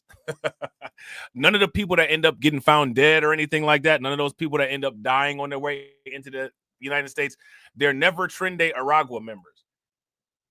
That's a wild coincidence, isn't it? That's a wild coincidence. How's that happen? But advocates fear the incoming Trump administration will not only support them, but expand those efforts. It seems that the state of Texas would become the epicenter and the model to follow by the next administration in terms of immigration and border strategies and border enforcement. So I believe that in any case, the operations of the state of Texas at the border would. Hey, why they got the border patrol with super soakers? Why they give them super soakers, man? What's those gonna do to the people? You can't use no super soaker on anybody and keep them on the right side of the border. Y'all know better than that. That's what the tax dollars is buying, these super soakers. I believe that in any case, the operations of the state of Texas at the border would become federalized. But even more concerning to Garcia is Trump's promise of mass deportations, fearing they will target millions who already live in the country. Meanwhile, Abbott has shared how Texas continues to ramp up their efforts at the border, installing more and more razor wire, maintaining that Texas will, quote, hold the line and continue their efforts to deter and repel illegal immigration. Now, shortly before going on air, I was able to speak with the chair of the El Paso County Republican Party, who says these measures will help in deterring the operations of transnational criminal organizations as well, and is optimistic other states will follow the Texas way. Meanwhile, says that while there is a lot of fear among immigrant communities, he says his organization is committed to providing tools and informing people on how to defend their rights. Reporting from the newsroom, Jesus Baltazar, KTSM News. All right, so there's that. All right, so now next what we're going to do is we're going to take a look at this clip with Chris Cuomo and Tom Homan discussing the quote-unquote New York City strategy. All right, we're going to talk about this New York City strategy as we move into the segment where we're going to be talking about your boy. We're going to be talking about your boy, Mayor Eric Adams, real quick. All right, just give me 1 second here. Get this adjusted here for y'all. All right. Hold on. All right, good Lord. All right, and remember, at the end of this live stream, do not move a muscle. It'll take you right into the premiere window for some other content somewhere else. All right, so make sure that y'all do that for me. I definitely appreciate it. All right, the Trump administration is gearing up to tackle the immigration crisis. I hope, okay? I hope they're not just distracted and just chasing people who are chasing them. I hope that we get to a better place. So let's talk about that and what we actually need to be talking about. We did it. Shout out to y'all, man. We hit that 1-to-1. Shout out to Jay for enforcing the 1-to-1. Throw them 100s in the chat. That's what's good. That is what is good. New York City is probably the largest sanctuary city in the United States. The mayor there, though, is not in favor of that. Democrat Mayor Eric Adams. He believes that it's time to come together in a way that's not making him popular. Listen. Here committing crimes, robberies, shooting at police officers, raping innocent people, have been a harm to our country. And I would love to sit down with the border czar and hear his thoughts on how we're going to address those who are harming our citizens. I don't know why that makes him some kind of traitor, by the way. In New York City, 60,000 undocumented migrants are wanted for deportation because they have been convicted of a crime or are facing criminal charges beyond the illegal. And now, let me ask y'all this. How many people saw the Forbes interview with Eric Adams? Did you guys see the Forbes, the interview that they posted on Forbes? If you guys saw that, let me know. If you guys didn't, give me a thumbs down. Man, they was they was coming at Big E kind of crazy. You know what I'm saying? They was coming at Big E kind of crazy. I was dying laughing. You know, Big E handled it, but it was funny. Entry. I don't know what they've been convicted or charged with, but over 1,000 of them are suspected of being gang members. So will Holman meet with Adams? What does he believe can be done? And I also want to ask him about one other thing, which is unaccompanied minors, which were a problem under the Trump administration last time, as well as they are now. So Trump's incoming border czar, Tom Homan. Welcome back, sir. I hope Thanksgiving was good. I wish you and the family well for the holidays. Thank you. Same to you, Chris. So is Adams right? Will you work with him, and is there a fix? I'll meet with him. I've yet to talk to him. I actually plan on calling him tonight, but I'll probably call him right after the show. But he's reached out to me a couple of times. I've been on travel, but I plan on calling him either tonight or first thing in the morning. I certainly will meet with him. I'm looking for partnerships. I'm not looking for enemies. And I think we both have the same concern on the rising illegal alien crime rate in New York City. I want to help him address that. Do you believe that you can get the bad guys without sweeping up a lot of not bad guys, except for the fact that they came into the country illegally and all the things that go along with breaking up families, breaking up workplaces, the risks that you know very well? Well, look, like I said on the first show, our priority right out of the gates is criminal aliens, ones who are here illegally that committed a crime. And that's why I'm happy that the mayor's reached out, because if they can help us arrest the bad guy in the safety and security of their jails, work with their law enforcement, that means less officers in the streets, less officers in the communities. But when a sanctuary is releasing illegal aliens with conviction. Now, I got to ask you guys this question again, because Tom Homan and the Trump people, for the most part, have been pretty consistent, right? They've been pretty consistent in how they plan on doing this and the prioritization of how this is going to work. So here is my question for you all. Why is the mainstream media running with the narrative that all immigrants are in danger as a result of these quote unquote mass deportation discussions? I'm going to ask you guys this question. When it comes to this mass deportation operation, who are going to be the targeted priorities? Let me know in the chat who are going to be the targeted priorities. Convictions back to the streets. That forces the men and women of ICE to go into communities. And when they find the bad guy, most likely they're going to be with others. And ICE officers are not going to walk away. Exactly. Shout out to Mr. J. Facts. Yeah. for one, illegals are criminals, right? They initially broke a law coming into the country, right? Second of all, they've already said that the first priority that they have is to get rid of the criminals and the gang members, the people that have been convicted of crimes, and then it's going to go in a descending order of people who are the highest to least social threat. But like Misty Red said, but there's a prioritization. So if you are legal, if you've used legal pathways in a legal channel, you are not under any threat. But the mainstream media is trying to combine all these people as if they're all the same. Make it make sense. Somebody's here illegally, standing there in front of them. So if he wants less collateral arrest, that's what working together is going to prevent, more collateral arrest, because we're going to have the bad guy in our hands from the beginning and not have to go search for him. One of the pictures that moves both sides of this issue are when you see the kids that show up, often unaccompanied, or somebody's pretending that they're unaccompanied. This was a problem under the Trump administration, as it is during the Biden administration. They're both in the very high 80s of the percentages of people, of these kids who would come and be released with a sponsor. Biden low 80s, Trump high 80s. The Flores settlement makes it difficult to change this, which is a big reason that the number was as high or higher under Trump. How do you deal with that? Because it is a big enticement to send kids here that they will get released in the country. Well, look, I think Congress can fix it by simply changing the TVPRA, the Trafficking Victims Protection Act, which had a good intention. And what that says is when a child comes across the border alone or with the help of a cartel, we got to ascertain if they're a victim of trafficking. And if they are, they get special rights, and it takes years to go through those.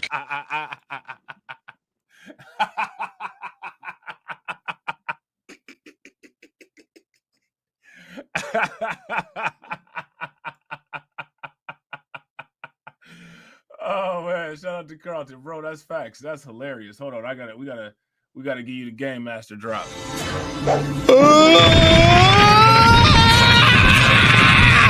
You cheated! I'm going to tell on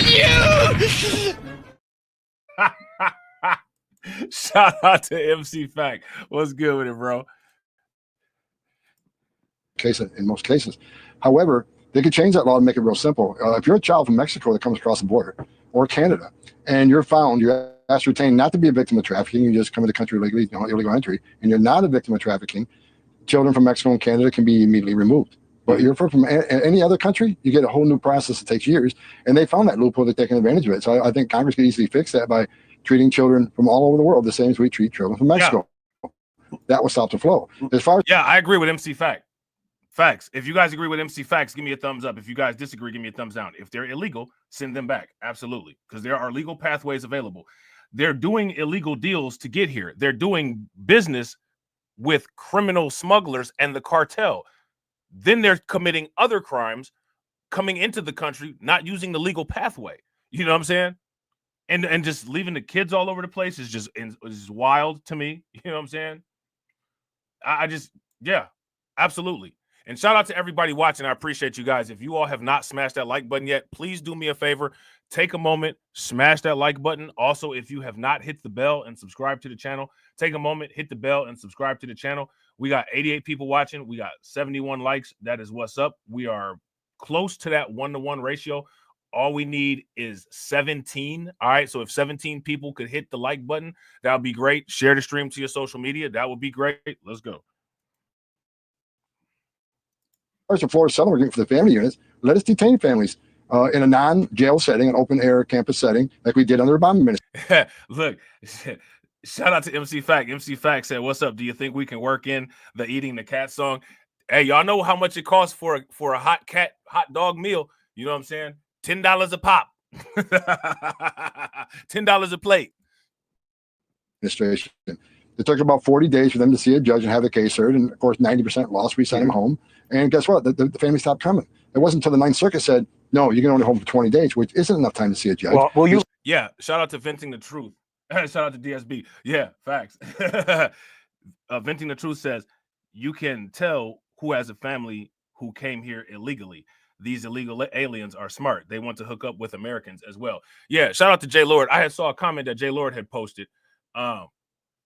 J Lord said that there's some YouTube channels or something like that out there where like they talk about like the methods to get here and they be punking us or something like that.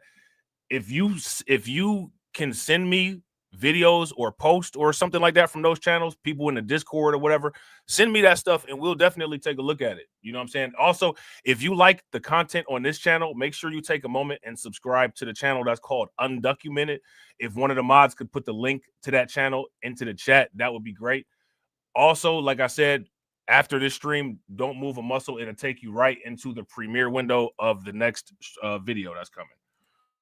You litigate that? decision got to Will the you take that? cartels. Will you litigate Absolutely. Flores to the Supreme Court? Because Congress, I don't think Congress is going to act on this. I think they're going to be distracted by all these investigations and things that are almost certain to ramp up again. I don't want you to comment on that. I want to keep you on your own job. But Tom, I just wanted to have you on as a make good on the commitment that I will talk to you on this show about what's going on. And you're not even in office yet. Whenever you want, because the issue matters so much to the audience. So you are welcome here, and I'm welcome personally all the time too. You tell me when to come, I'll be there. You get it. Well, I'll be there any offer you make. I'm trying to talk to as many people as I can about what we're trying to do and why we're doing it. And children are the big reason I get emotional. I'm so serious about this issue. I'm tired of children dying in that border. I'm tired of children being sexually assaulted by some animals in these cartels. I'm also tired of 300,000 children that were released into this country by this administration that they lost track of. That's one of the things Trump committed to, is we want to try to find these kids. And some of them will be in human trafficking, some will be in forced labor, some will be in forced sex slavery. We got to rescue these kids and get them back to their families. That's why I fight so hard. It's about. Oh, there you go, MC Fact. You better thank a channel member. You better thank a channel member.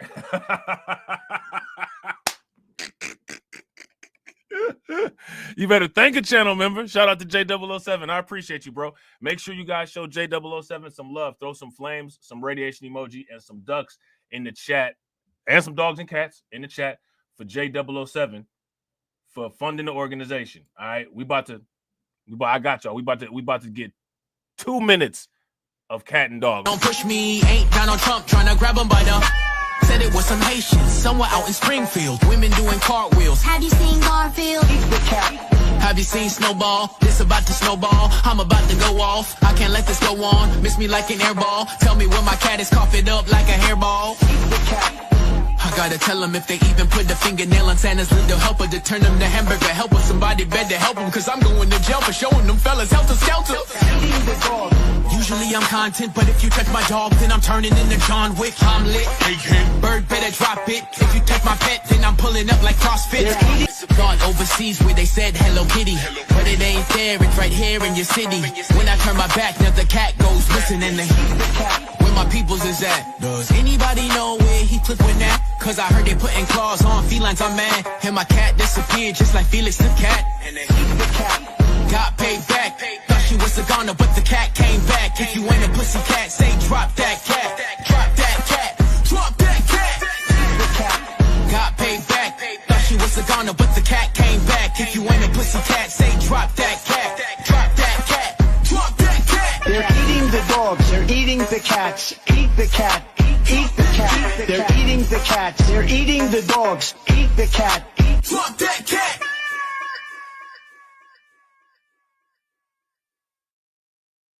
Shout out to J007, bro, and shout out to DSB. Y'all killing it. Funding the organization. Definitely appreciate it. How do you think that we fund this organization, huh? We're not exactly the March of Dimes. It's about children. It's about death on that border. While you and I are talking right now, there are females being sexually assaulted by members. Yeah, okay. Shout out to J Lord and shout out to Mr. J. Vega Access channel. I'm gonna have to check this out. All right, so y'all be watching this. If y'all see any good videos over there, y'all know what to do. Shoot them to me. Hit the Discord link. You know what I'm saying? The Discord is pinned in the chat. All right. Also, make sure you follow me on my other social media. And if you have a wrench, you can post stuff with links. So if y'all see something, just post in the comment section or something. Members of the cartel as part of their payment to get into the country. A child will die in the next couple of days on that border. We got to secure that border and save lives, and that's why we're doing what we're doing. Tom, I'm here for it. Let me know. I'll be right down there and showing people the reality as soon as you're ready. And until then, you're always welcome here to make the case. Thank you very much, sir. Deal. Got it. Hey. All right, so there's that. All right, so now we're about to get into the Eric Adams segment. They coming at my head, son. They coming at my head, B. You know what I'm saying? They coming at my head. They don't like the position I got, son. They don't like the position I got. You know what I'm saying? They're trying to take me off my square. They're trying to take me off my square. City Mayor Eric Adams facing backlash from some Democrats for aligning himself with some of the policies of President-elect Donald Trump. Among them being open to deporting migrants who commit crimes. Fox's Morgan McKay joins us now with a closer look at where the mayor now stands on this issue. A lot of people are concerned and raising their eyebrows that he's moving to the right. Yeah, exactly. And Mayor Eric Adams, Stephen Natasha, not only backing many President-elect Donald Trump's border policies, he's also taking aim at prominent Democrats who he said stayed silent about the migrant crisis, and has this to say about President Joe Biden's recent pardon of his son, Hunter Biden. President Biden and President-elect Donald Trump now agree on things. The Biden Justice Department has been politicized. Mayor Eric Adams reading this line from the New York Times, emphasizing that it proves his argument that the federal corruption charges brought against him were politically motivated. Rest my case. Ever since the indictment was unsealed, Adams has insisted.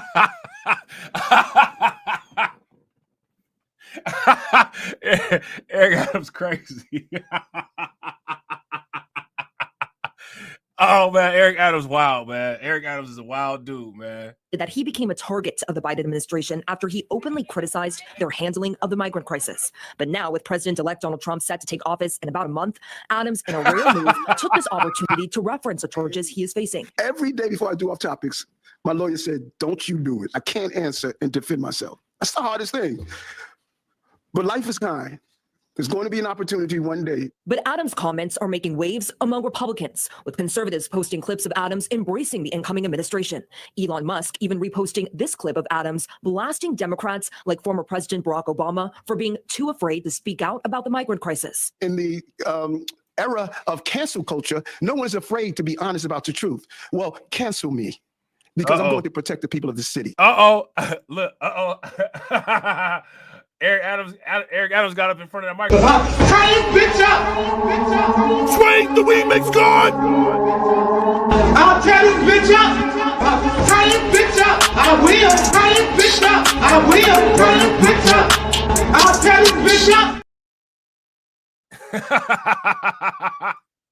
But Adams' comments are not getting quite the same reaction here locally. Democratic Councilman Bob Holden says that if Adams really does support deporting migrants who commit crimes, then he should act now. He's got to put his money where his mouth is. Hash out some regulations where we could work with Immigration and Customs Enforcement and compare notes with the NYPD. But while Adams leans into a new Trump administration, other Democrats are making moves. State Assemblywoman Karina Reyes introducing a bill to enshrine parts of the Sanctuary City Ordinance into state law. Now look at this. You see some of the people in New York City trying to enshrine the sanctuary city law into state law. You guys see that? So what people need to do is pay close attention to these politicians who are doing this. Woman Karina Reyes introducing a bill to enshrine parts of the Sanctuary City Ordinance into state law. She says to protect undocumented immigrants who are only looking to receive city services. I think some of the comments are. Hey, listen here, son. We ain't got no choice, son. They coming at our head, B. You know what I'm saying? They out here acting 7:30. You know what I'm saying? I don't know what else to do out here. Word of mother. Are misinformed. The moment you kind of deputize state and city agencies to do the work of ICE, it just makes it more difficult for that work, the mission of the agencies, whatever that may be, it may be law enforcement, to operate to its full. Now, Adams also working to set up meetings with some of the incoming administration officials like Tom Homan, the incoming border czar. All right, so there's that. All right. So next, what we about to do is we about to take a look at this little clip from this Forbes, from the Forbes channel. And I really hope that the one part that I want to show y'all, I really hope that part is in there, because y'all gonna be dying laughing. Y'all gonna be dying laughing. I hope it's in here. I don't know if it is or not, but we're gonna check it out. All right, let's go.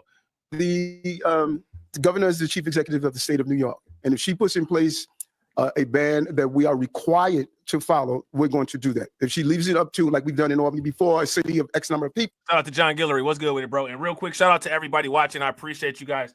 We got 71 people watching and we got 71 likes. We back on the 1-to-1. That's what's good. Please throw them 100s in the chat. If y'all haven't smashed the like button yet, take a moment, smash that like button. Also, if you guys haven't hit the bell and shared, please do that as well. They can make their determination, then we are not ready to make that decision yet, because we need to get it right. And others tried and others failed. Now, we have a history of trying to succeed in, like Willis Point, like Brooklyn Army Terminal. You know, we've been able to land all these planes. I will ask the governor, let me do it so it's right. And then the other state can follow me, because we're going to get it right. We're not going to do it and then have to go backwards. So I would, in my conversation with the governor, she hasn't mentioned that to me, I would share with the governor, give me an opportunity to get it right, and then the rest of the state can follow what I'm doing, because trust me, we won't go backwards when we get it right.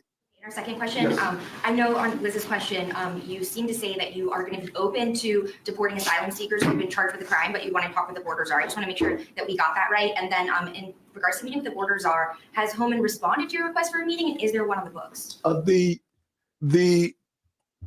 This wasn't new. I've always stated I wanted to address those who commit crimes. That's always been Charged, you're open to I'm open to having a conversation on how you will implement that. You got a guy, he's on camera shooting a police officer. I don't want that guy in my city. You know, plain and simple. You got a guy that rapes one young lady, gets out, and go rape another person. I don't want them in the city. Did Homan respond to your request? Yes, he did. Yeah. And actually, I think he was on one of my favorite stations, Fox.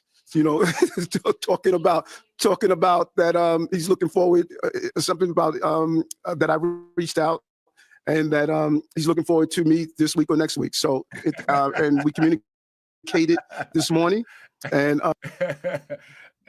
the Angry Black Men's Book Club profile name got me dead.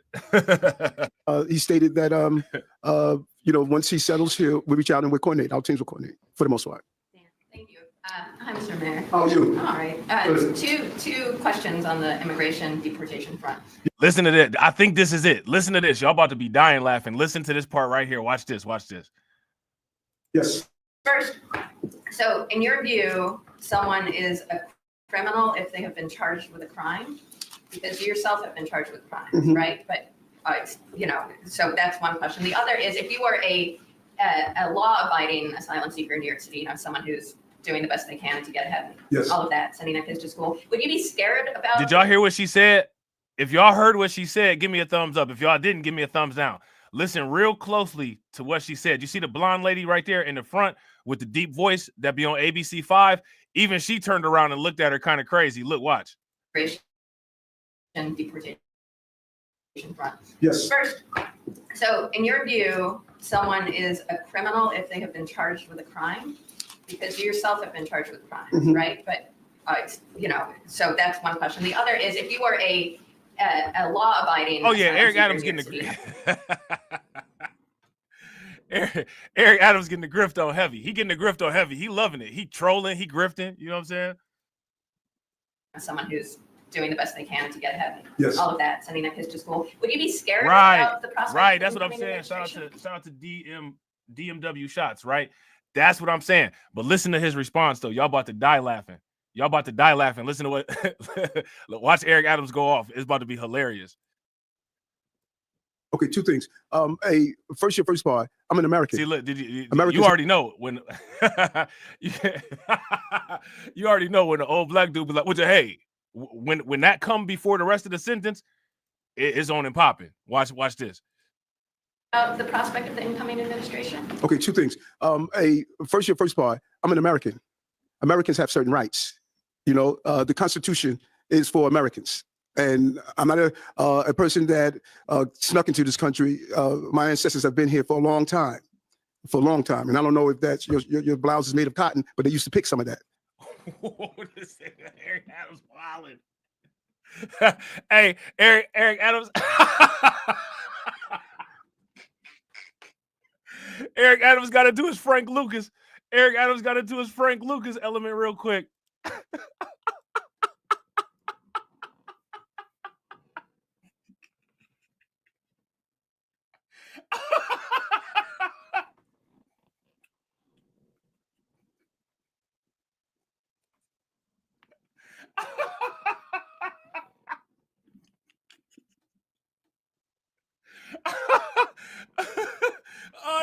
Eric Adams wilding out, man. He wilding out, man. He don't care no more, man. You know, he don't care.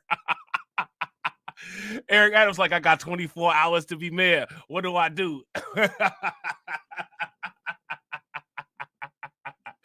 They got me on the big screen and they straight lying. 24 hours to be mayor, about to deport these migrants. Gotta call up the border czar, pull up the car. Tren de Agua, tell Trump where they are.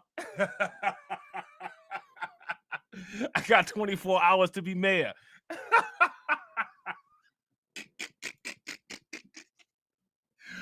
Oh, man. Fighting asylum seeker in New York City, someone who's doing the best they can to get ahead. Yes. All of that, sending their kids to school. Would you be scared about the prospect of the incoming administration? Okay, two things. Your first part, I'm an American. Americans have certain rights. The Constitution is for Americans. And I'm not a person that snuck into this country. My ancestors have been here for a long time. And I don't know if that's your blouse is made of cotton, but they used to pick some of that. So what rights I have, the person that decides to shoot a police officer, they should not have those same rights. Okay, that's my position. And I look forward to hearing what is the idea of the border czar. I'm looking forward to that. I've said it over and over again. We need to fix the immigration problem in this city.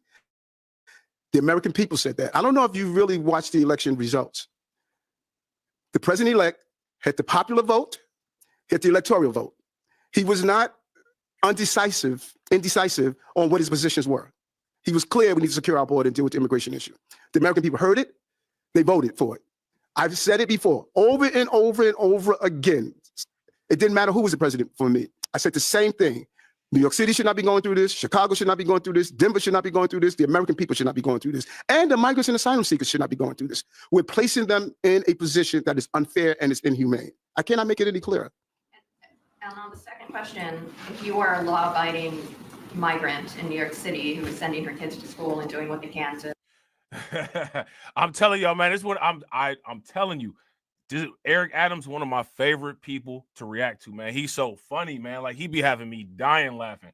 Shout out to my man AW1. I definitely appreciate it, bro. Make sure y'all show my man AW1 some love. Throw some flames, some radiation emoji, some membership emoji in the chat for AW1 for funding the organization. Definitely appreciate it. How do you think that we fund this organization, huh? We're not exactly the march of dimes. Definitely appreciate it. Create a better future for themselves. Would you be scared right now about the incoming administration? I think they should do what we told them to do over and over again. If you need police services because you're a victim of a crime, call the police. If you need health care here in the city, go to the hospital and get the medical attention you need. If you have a child, place that child in school so that child can be educated. Our city services are open to all people who are in this city. That is what we do. That is what the law requires us to do under the current law. And I believe that's the purpose of sitting down, and I want to share my ideas with the incoming border czar so I can hear his ideas. We don't know. All of us are speculating right now. This city is a city and nation of immigrants, as was pointed out earlier during COVID. They were in our streets. They were doing our job. They built our bridges. They've done all the things we needed in this city. And this is a sanctuary city. There's no getting away from that. And there are laws that are in place. And we're telling those law-abiding individuals that you just mentioned to use the city services that the law allows you to do. Yeah, man, that was hilarious, man. I'm telling you, it's always entertaining. You know what I'm saying? It's always entertaining with Eric Adams, man. It's always entertaining. Whether he be doing the right thing or whether he be doing the wrong thing, what you gonna get, you gonna definitely you might get some irritation. You might be like, okay, you did it right this time, but you gonna always it's gonna always be entertaining. It's gonna always be entertaining. Yeah, he still got some Democrats in there with him. He still got some Democrats still in him. You know what I'm saying? You know Big E. You know what I'm saying? He trying to play his chess moves. He trying to put the pieces on the board, son. You know what I'm saying? He trying to put the pieces on the board. You know what I'm saying? So as you guys can see here, the Daily News put out an article. Mayor Eric Adams open to deporting migrants accused of crimes, quote unquote, saying they don't have the same rights. I don't think that that's just a saying. I think that that's accurate. I don't think that they have the same rights. I don't think that they have the same rights. I think that because they're not citizens and we are citizens, there are different ways that people are dealt with. If you guys would agree, give me a thumbs up. If you guys would disagree, give me a thumbs down. Like, this is basic stuff, right? Mayor Adams said Tuesday that he is open to the possibility of deporting migrants charged, not just convicted with crimes, saying people who entered the country illegally aren't entitled to the same rights as citizens. Asked during a Tuesday press briefing, which we saw part of just now, about how his own legal situation affects his view on migrants, Adams, facing felony corruption and bribery charges in federal court, said the rights he has are not the same as someone who snuck into the country. And that is true. If that is a true statement, give me a thumbs up. If that is a false statement, give me a thumbs down. That's a true statement, right? That's a true statement. I am an American, Adams said. Americans have certain rights. The Constitution is for Americans. I am not a person that snuck into the country. What rights I have, the person that decides to shoot the police officer, they should not have the same rights, okay? That's my position.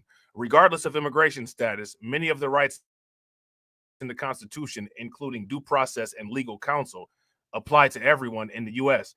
In deportation proceedings, those rights are more limited. There is no presumption of innocence, for example. I don't know why they was just up there like showing funky feet all in the camera too. Like, that's not cool. You know what I'm saying? Can we not do that, please?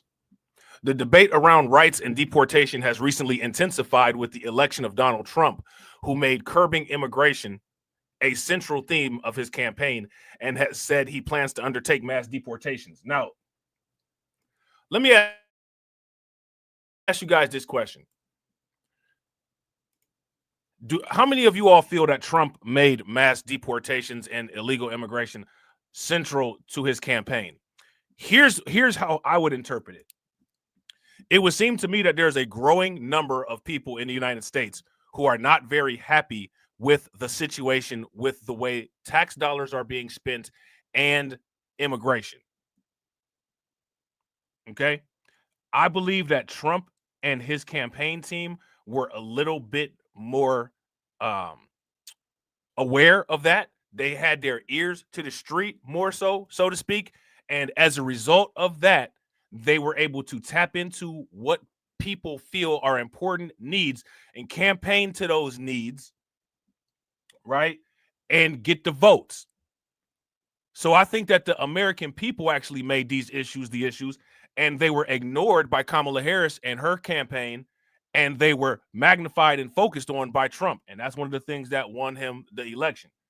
If you guys would agree, give me a thumbs up. If you guys would disagree, give me a thumbs down. Shout out to my man, Black Free Thinker. What's good with it, bro? So now here it says, under current New York City sanctuary policies, local authorities are largely prevented from honoring ICE detainer requests, with some exemptions, including for those convicted of violent or serious crimes.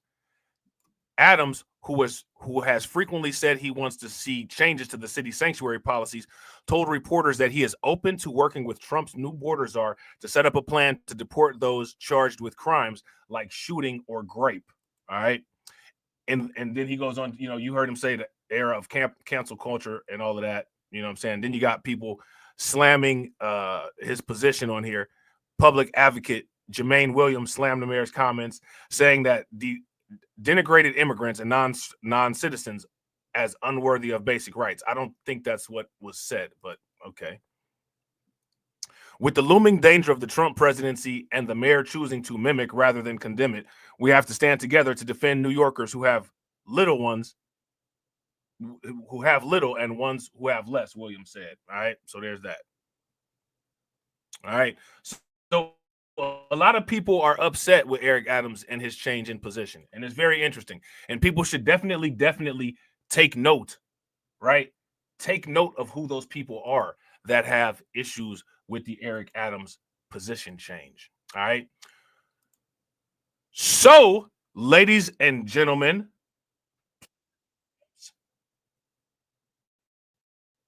that's it. All right. That's all I got. Shout out to the stream sponsors. Make sure you guys show the stream sponsors some love, because as you guys know, without them, there is no me. Shout out to my man DSB. We're going to have to get the again loaded up for DSB. Make sure y'all show DSB some love. Shout out to DSB again. Definitely appreciate you, bro. Again! Shout out to DSB again. Again! Definitely appreciate it. Shout out to DSB again. Again! Definitely appreciate it. Shout out to J007. Definitely appreciate it. Shout out to AW1. Definitely appreciate you. Do not move a muscle. This stream will take you into the next one, and I might try to get one in later on tonight. So make sure you got all the bells hit, all the notifications on. And as always, ladies and gentlemen,